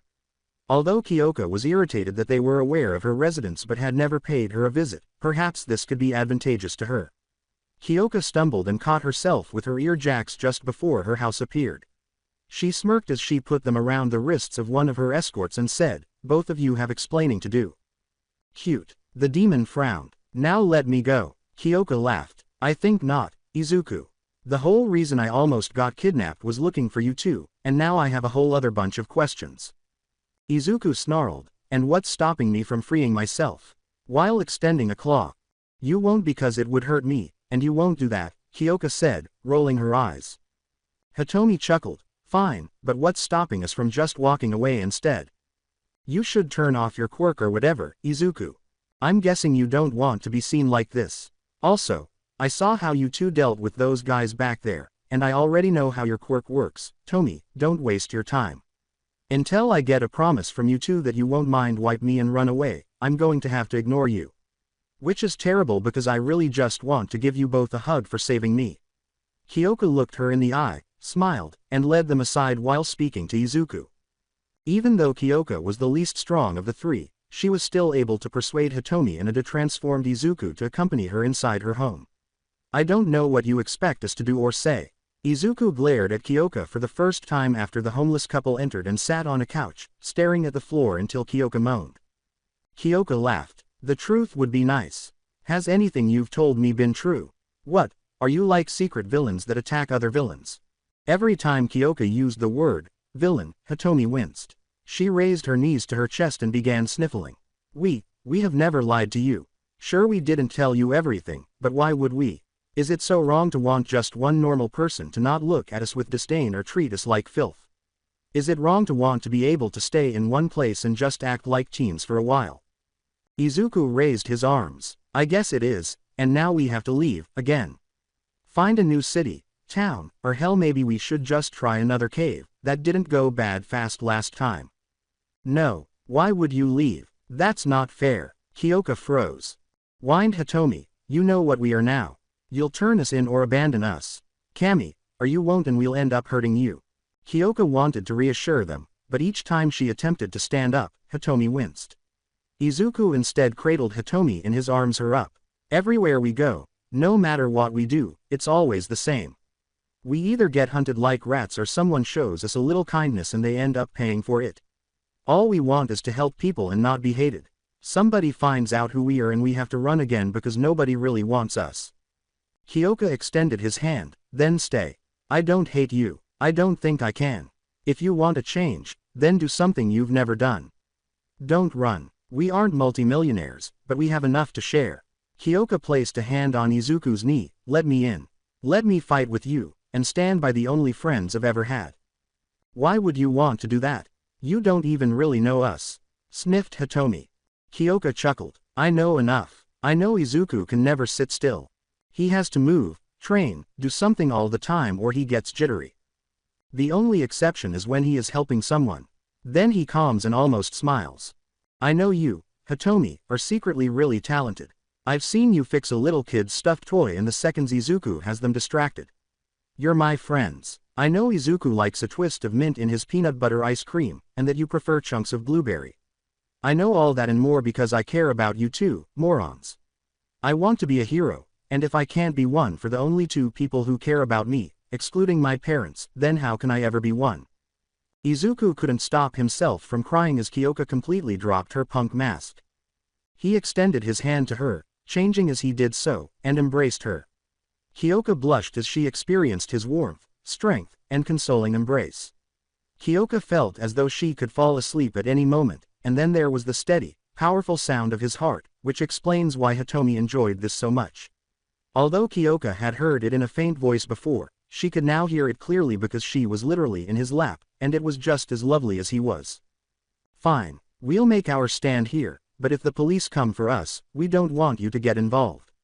We don't want you getting hurt over us, and, if we fail, if we get sent to Tartarus, we expect you to become the greatest hero you can be, Izuku said, shifting what felt like a moment later, so Kyoka may have dozed off for a few moments. Kyoka nodded her head. Can only be the best if you two are with me. Tell me, please, tell me your stories. I want to understand. With a sigh, Izuku started. Hitomi looked at him in amazement at the things she didn't even know about him as he told his story without leaving anything out, including things he had never told anyone before. Izuku recoiled for the same reason when Hitomi took her turn. When they were finished, they each told Kyoka the truth about what had actually transpired in Yamagata that evening, and Kyoka was appalled for them. After that, they talked a little about being homeless and how some days had just passed as they ran or grew tired of eating food that had gone bad. They grew closer, physically and emotionally, the more they conversed. They were holding each other so tightly by the end that it was practically painful, but none of them wanted to let go. They began making plans the following day after Izuku demonstrated what he had learned from Rika. Jiro was led by Izuku and Hitomi to their hiding place, an old city sewer drainage tunnel that was utilized during typhoon seasons. Nobody had bothered to check it yet because it had been a strangely dry year, but Kyoka was terrified of being swept away during an unusual downpour. However, neither of her friends appeared particularly concerned as they each took the one-of-a-kind bags that held everything they owned. Over the course of the following 4 days, they devised a plan to persuade Kyoka's parents to allow the three of them to remain together. Cleaning and practicing self-care were two aspects of that, hopefully resulting in no more homeless teenagers. Izuku's hair needed to be trimmed to make it less wild, but for some reason, neither girl would allow him to do so. Izuku didn't know about girl talk, so for a while he was expelled from the restroom so Hitomi and Kyoka could converse. After that, Hitomi hid for an hour and wouldn't speak to Izuku other than to assure him that she was alright. In contrast, Kyoka went to a corner store and came back with a bag that Izuku was not permitted to examine. When the phone rang, the three teenagers became anxious. Kyoka took charge and spoke as calmly as she could, telling her parents that they needed to talk but that everything was okay. Kyoka reassured her friends that her parents were understanding and that everything would work out after the call ended, but it didn't really ease their concerns. On their way home from their most recent performance, Mika and Kyotokujiro were extremely anxious. In spite of appearances, their daughter was a very mature and well-behaved child. Although she looked great as a punk rebel, she never really rebelled against them because of their open and respectful relationship. They allowed her to learn and experience things at her own pace, so whenever they declined, it was usually because it was risky, and they would explain why. However, she was acting strangely and evasively about why, which was abnormal for her. Although they didn't like to think about it, they sincerely hoped she didn't have a secret boyfriend or girlfriend and that she was just looking to adopt a lost animal. Because of this, their worried expressions increased when they arrived home and saw no animals coming to investigate right away. Rather, they discovered Kyoka waiting on the couch, appearing restless but determined, which did not alleviate their anxiety in the slightest. The adults sat across from Kyoka, putting their bags aside and bracing themselves for the worst. "So, did you have fun without us, Rockstar?" Kyotoku asked, forcing a smile. After a little more fidgeting, Kyoka sat up straight and put on a calm mask. "Yeah, I did, Dad. I'll just come out and say it. I had a few friends over and we had a multi-day slumber party. It was the most fun I've ever had." The adults were almost moved to accept whatever was happening when they saw the smile on her face. Mika grinned and hoped she had figured out what was heading. "Oh, well, that's cool. You didn't need to be all cloak and dagger about it though. You could have just told us you were going to throw a party. Damn, I hope we had enough snacks. That would have been a serious party foul. Also, I like the idea of you not just being here all alone, but I'd like to meet these friends. You know, just so I can put names to faces, and if something got broken during the fun I'm sure it can be replaced without too much trouble." Biting her lip, Kyoka said, "They're actually still here, upstairs in my room." Kyotoku grinned. "That's rad. Go ahead and grab them. If you're putting together a band, I'd like to do a sound check, ya dig?" Kyoka took a deep breath. "I will, but I need you to hear me out. I know this situation isn't ideal, but they need help, and as a future hero, I want to help them." Immediately the nervousness returned. Situation, Kyo, you gotta know that doesn't sound good. We can try to be open, but you're going to have to explain what's going on. This is starting to sound like it's going to involve police or a baby scare, and no offense but I'd actually be more comfortable with the cops." No. Well kinda, maybe, damn this is a mess. Okay, so no babies, but maybe cops, that's a rough one. Just listen to them, and we can go from there. It took me days to convince them to give this a shot, so don't scare them off. I don't really have other friends, so these two are important to me. I love you both, but I might never forgive you if this goes south."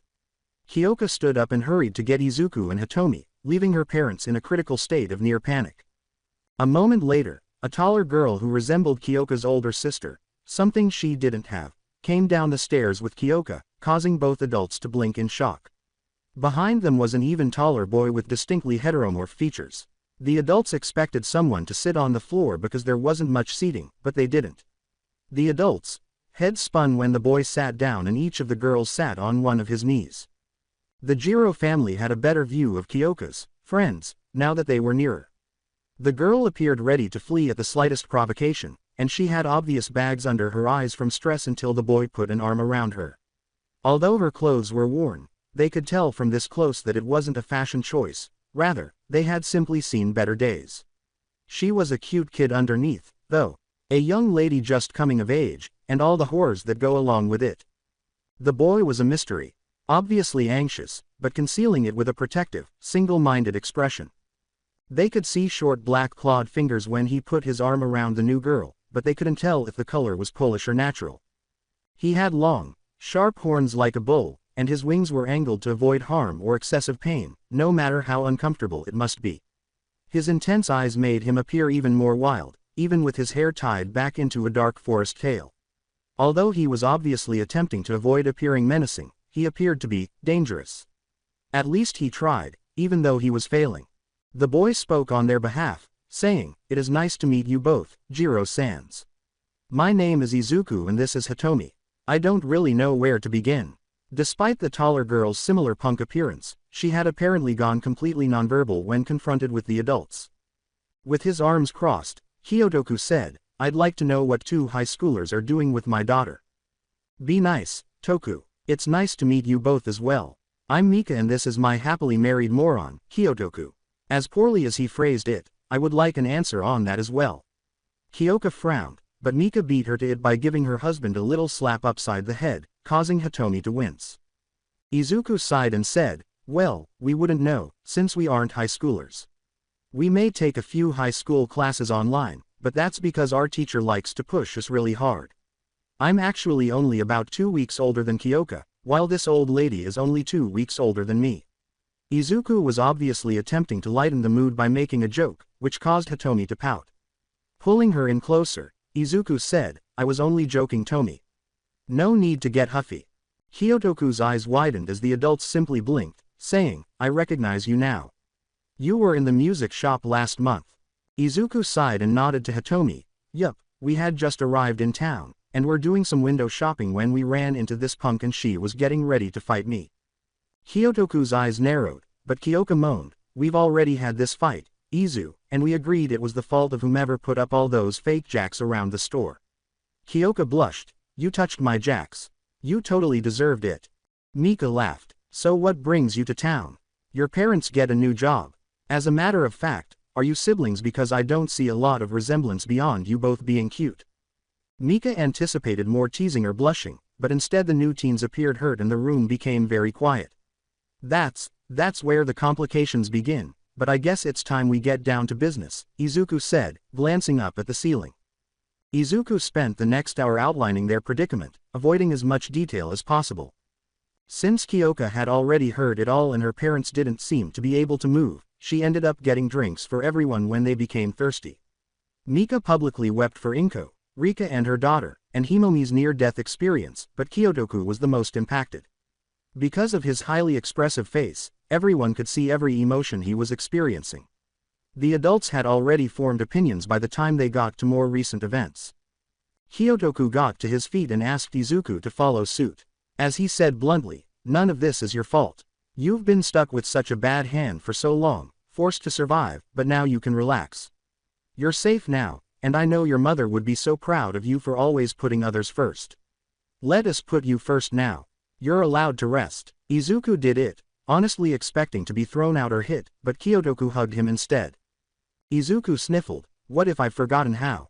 as the tension seemed to melt away at those words. Kyotoku laughed, "Then I'll teach you. For now, just do your best and we'll figure out the rest." At last, Hitomi said, "You're not going to turn us in. We can stay." "We'd never do that. You can stay for as long as you like.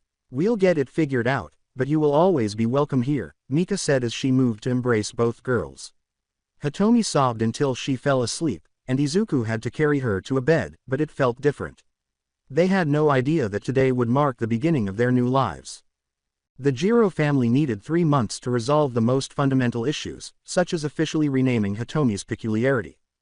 The adults had finally persuaded her that they would never be afraid of it, and following a late night, family jam session, the Jiro came up with the ideal new moniker for it, Siren.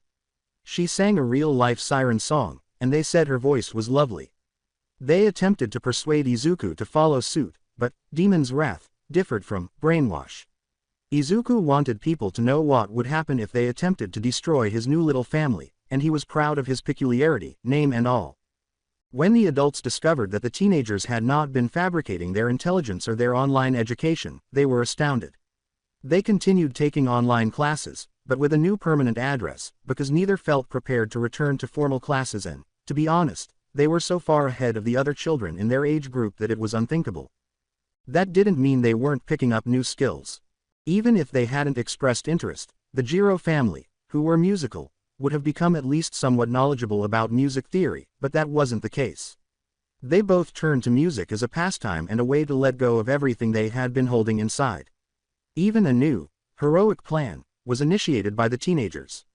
On alternate days, they would train their bodies, Izuku going to the gym for the first time, or their minds, mostly the teens, tutoring one another. It wasn't flawless. Izuku continued to be extremely protective of Hitomi, and Kyoko was no exception. An unforeseen problem was getting their systems acclimated to regular meals prepared with non-moldy ingredients. Izuku still struggled to find a gym that would accept him because of his appearance, but a rhino man ultimately assisted him in finding an all-heteromorph gym that wasn't too horrible and didn't pass judgment.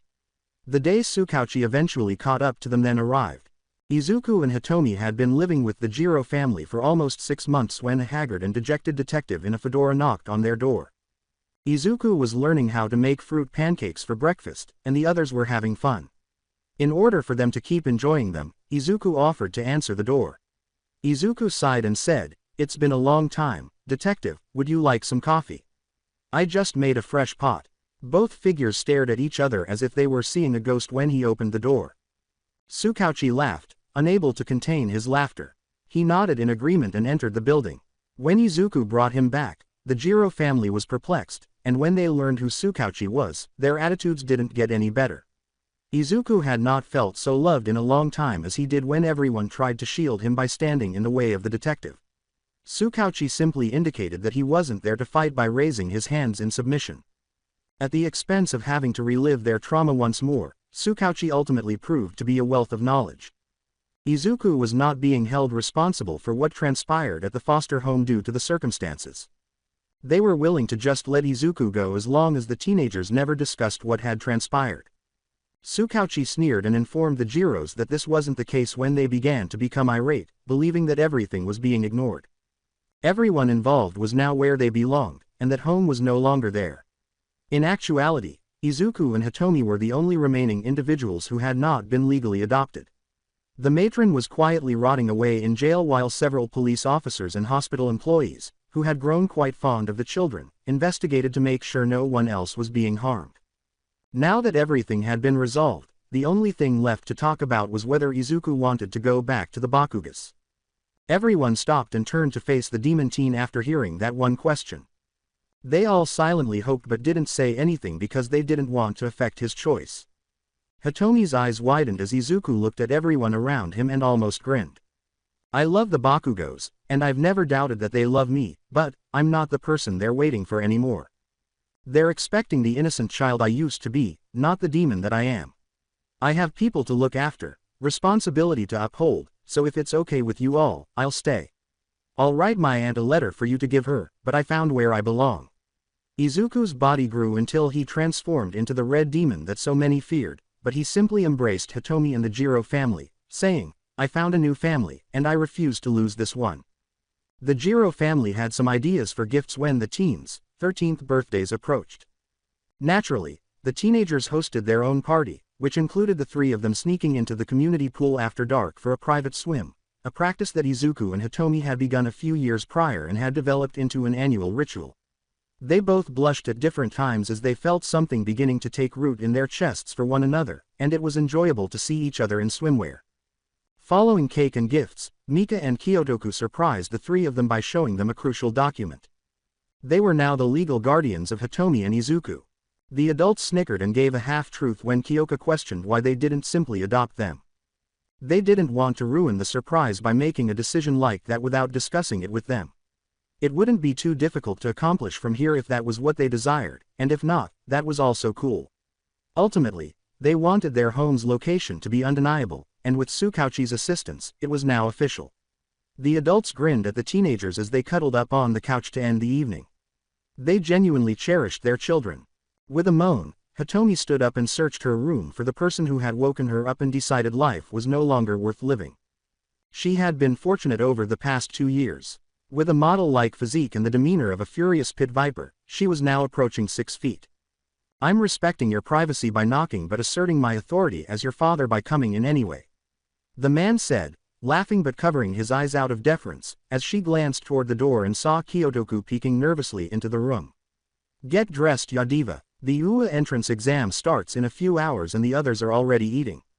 Hurry up before Izuku eats it all again. Ya, whatever dad, just get out or I'm telling mom you're being a pervert again, Hitomi said with a toothless growl. Kyotoku objected, saying, I would never. You and Kyoka are my precious princesses of punk.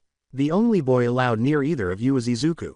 Nevertheless, he turned around and started to walk away, but not before grinning and saying, don't forget your staff, sweetie. Just in case the practical exam isn't against people, ya know. After calming down, Hitomi said, I won't, and, thanks. I love you. Kyotoku laughed, I love you too, Tomi. Now get a move on. I swear that boy is a bottomless pit. Hitomi grinned after he left. It didn't matter that the Jiro family had never adopted them. They belonged to a family.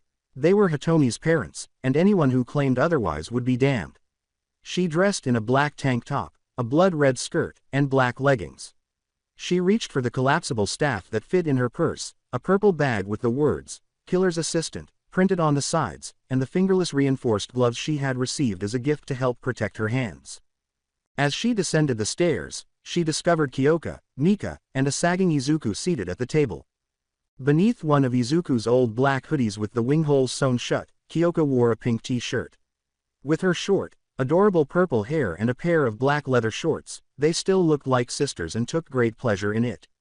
The short butch sister and the long-haired punk princess would completely ruin anyone who dared to mess with them. Despite not experiencing the same growth spurt as her best friends, Kyoka never lost sight of her own beauty and her inherent perfection. Izuku had outgrown his previous demon form, thanks to the growth spurt and a lot of gym time. He made Ichigo look like a weakling with his 6'3" stature and roughly 260 pounds of muscle. He would appear the least punk of the three, dressed in a black muscle shirt with the word sweater across the chest and black cargo pants with a dozen zippered pockets. However, his electric blue paint on his black clawed fingers, his slightly furred great black bat wings, and his curved black horns, which now had crimson cracks all over them, would make him stand out. His emerald curls, which darkened near the ends, were spread out around his head. If not for his demonic characteristics, Izuku had been described as attractive by several women. Hitomi and Kyoka vehemently disagreed, believing him to be attractive in his current state. A hearty breakfast, 5 for Izuku, was followed by the teenagers putting on their boots. With the exception of each color, all three insisted on matching boots. Hitomi's were deep purple, Kyoka's were traditional black, and Izuku's were large and red. They scurried toward UA University, crawling into the band bus they used for groceries and family outings.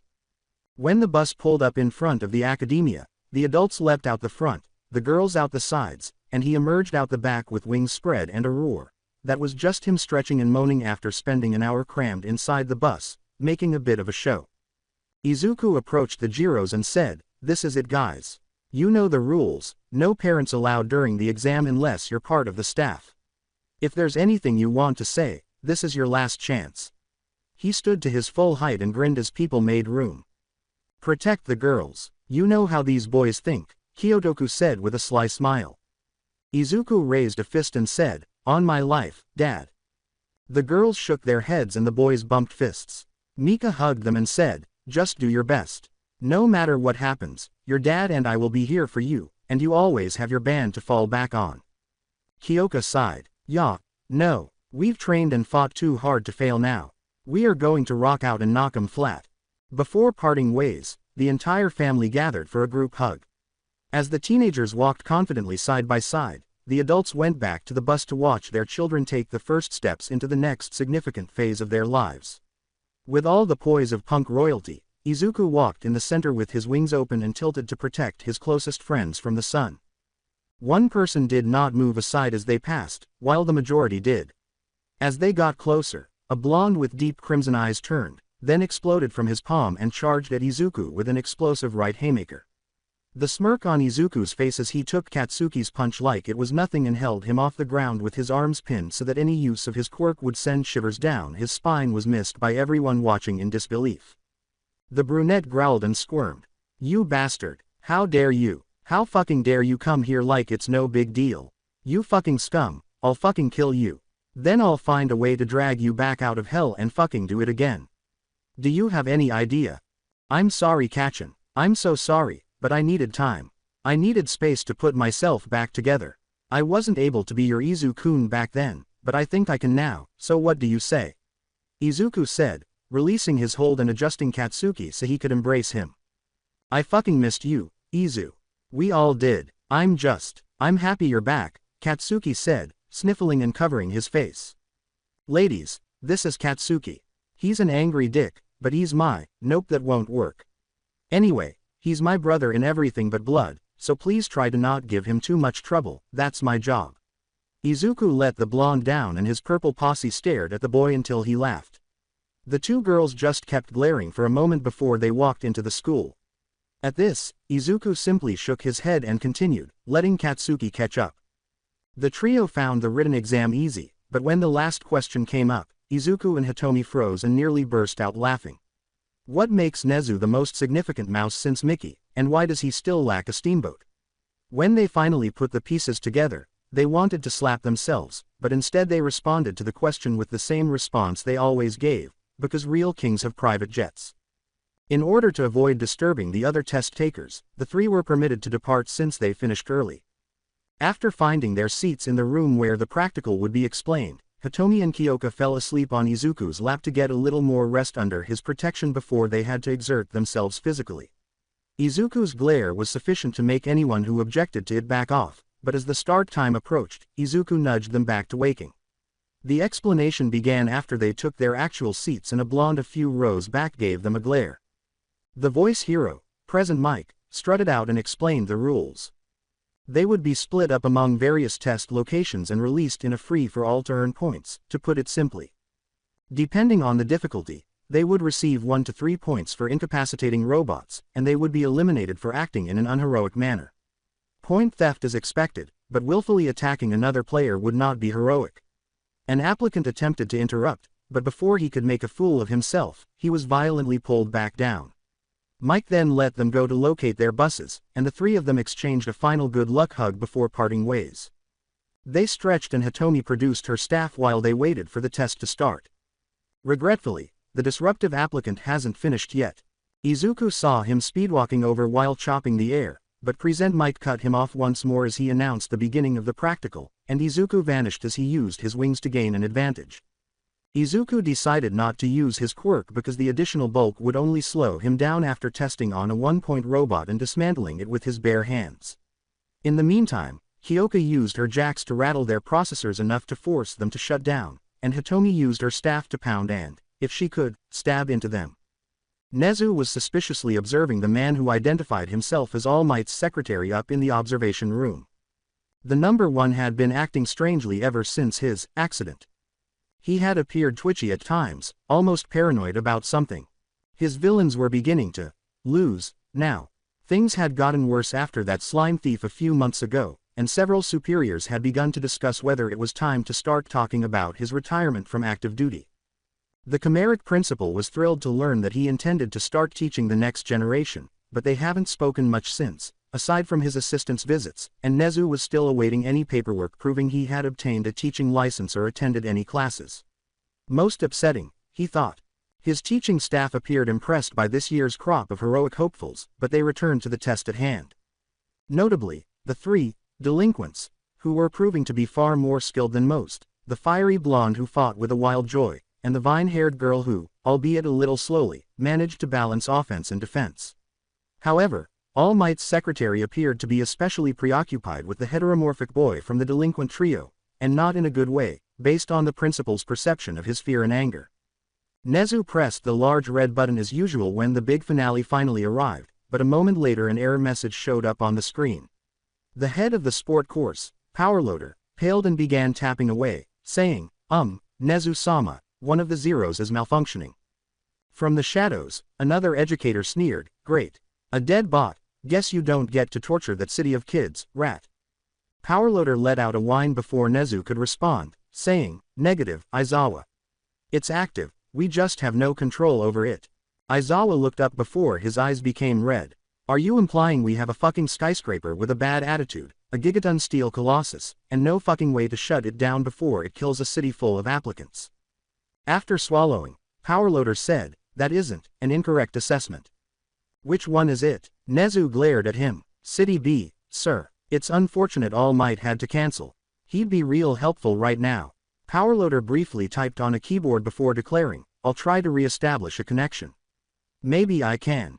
Nezu chuckled. It appears that won't be necessary, but after the exam, I expect a report on what happened, and if it's a manufacturing error, you better have a good excuse for me, Majima. The sound of twisting metal drew them away from their worries, and even as the room watched in wonder and one person went pale with fear, the threat was evident in the tiny mammal's tone. Izuku heard screams as the test city began to tremble while he was flying around. Izuku saw the wave of running applicants before he saw the Zero, but when he did, he wondered what kind of sociopath greenlit a robot like this. Around it, a robot that was only marginally shorter than the tallest buildings was wreaking havoc. Izuku observed how it appeared to take great pleasure in sweeping everything in its path with its enormous arms, dumping debris before crushing it all beneath its heavy steel feet.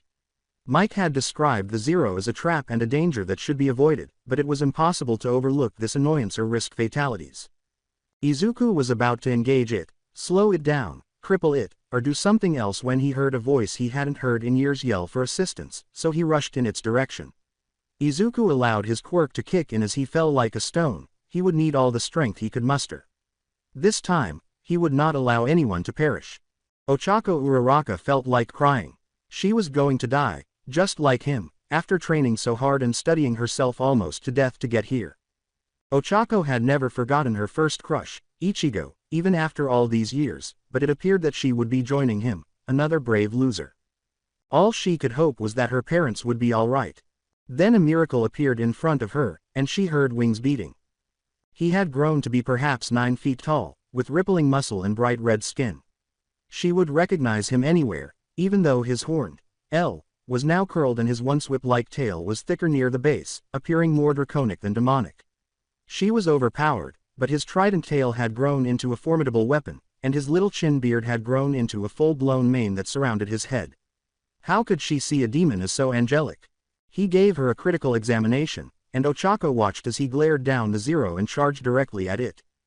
Before stabbing the Zero with the claws he used to cut concrete into it, she witnessed her red hero shoulder smash the Zero and dent its steel shell.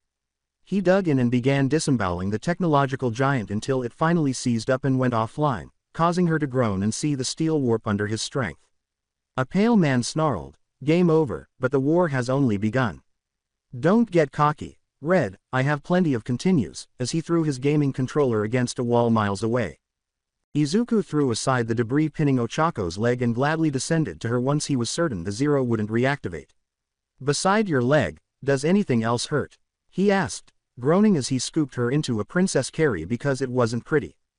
"Idiot, moron, baka, don't you dare give me that. We thought you were dead, I thought you were dead, and now, Ichi, why didn't you come home?"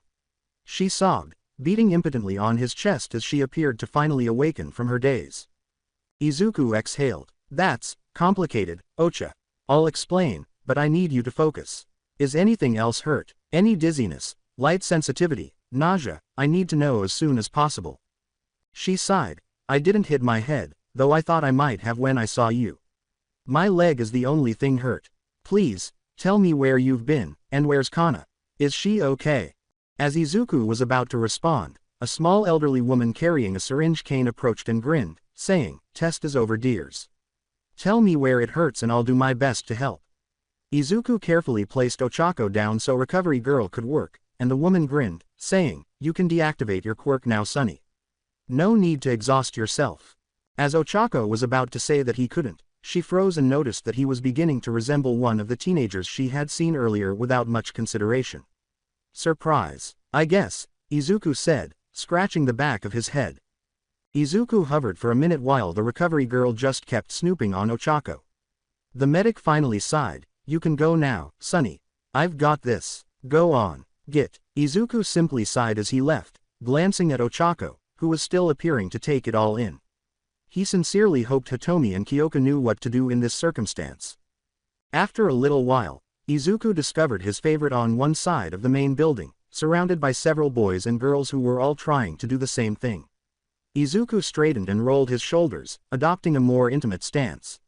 The majority of them did not feel his heavy steps as he approached, but a few did, calling before fleeing. Leering over them, Izuku grasped the most obstinate pair by the heads, realizing he would have to take another step. On his left was a blonde with a black lightning bolt in his hair, and on his right was a 3.5-foot pervert with round purple grape-like hair balls on his head. As his blonde friend diverted their attention with corny pickup lines and clumsy attempts at flirting, the grape kid was about to grab Hitomi's butt. Everyone else went pale as they were brought up to meet Izuku's eyes, and he gave a low demon growl.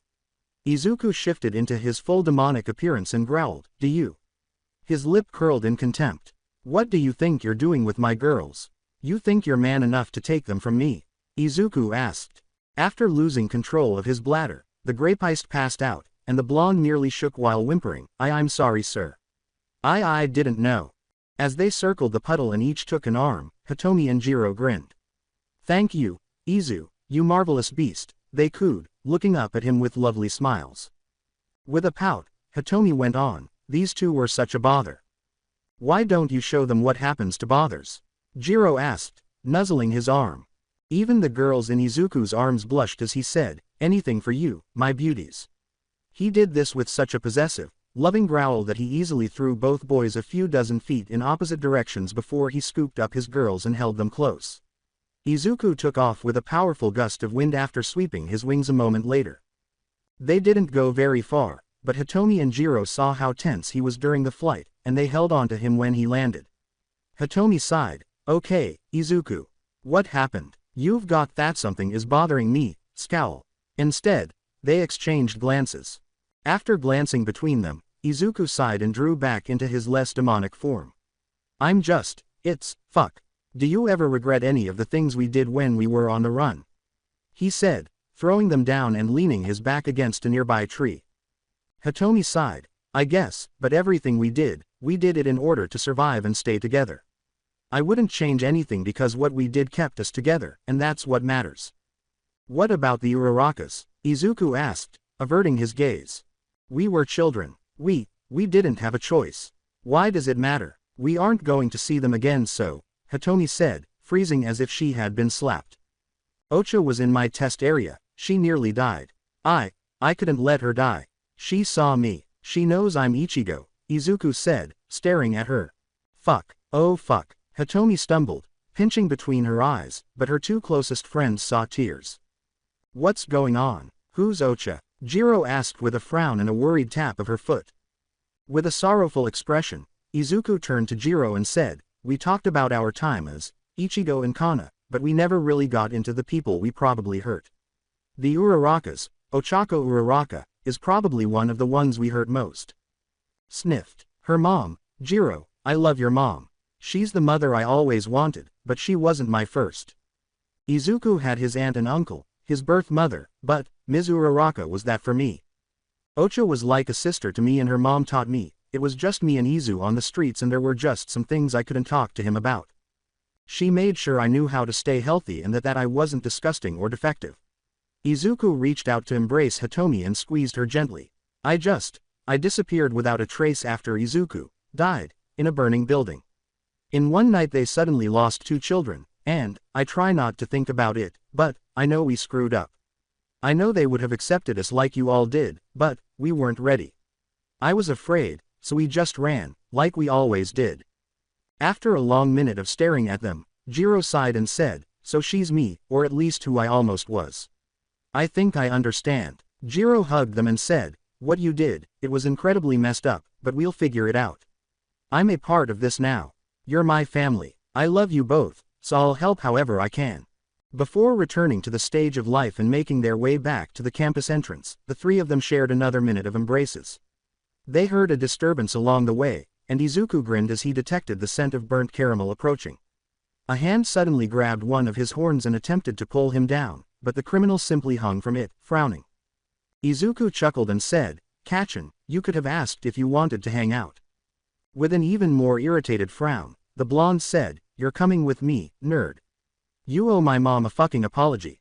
Looking around at the others, Izuku sighed and said, "It looks like I'm being kidnapped." "I'll let Mom and Dad know," Jiro said, rolling her eyes. With a shrug, Hitomi said, "I guess it was only a matter of time. Lead the way, Izu."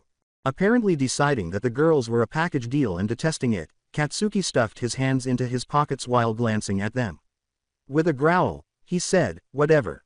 Come if you have to, but it's not going to save this fuckwit from his punishment."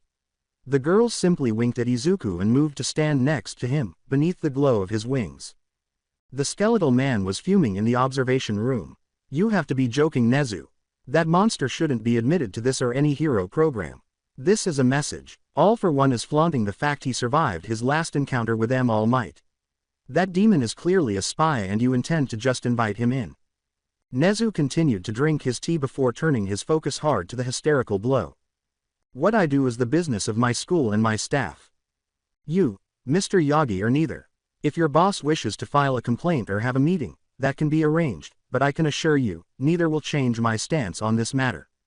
That young man scored at least in our top 10 on the practical with just his villain points. I do a thorough background check on all potential students, so I can say without a shadow of a doubt, that boy is no spy. If he ends up scoring on the same level as his performance so far has shown, he will be accepted into the heroic course. This matter is not up to discussion. I do not care who you represent, my rules are absolute and I refuse to bend them due to whatever quirkist or paranoid delusions you may be harboring. Now I advise you leave before I have you removed. Yagi appeared to be about to lose his temper, but instead he pivoted and started to walk away. "This isn't over, Nezu. All Might and the Commission will be in contact soon. Good day," he said, pausing at the door without turning around, and then he left, leaving a few heroes staring at Nezu with concern. For the first time in years, Izuku was approaching the Bakugo's front door an hour later. Even though they would have reached their destination sooner, Izuku insisted on stopping along the way. Before Izuku could knock, Katsuki kicked the door, and a loud female voice shouted about, "Rude punks," and "disrespectful little shits," in response. Mitsuki Bakugo opened the door and was about to yell at Katsuki, but she stopped herself. Smiling, Izuku held out a bouquet of red, yellow, and green roses and said, "Hi Auntie. I really missed you." So this was it for the series. I hope you enjoyed it. To watch more series like this, subscribe to my channel. Till then, bye bye.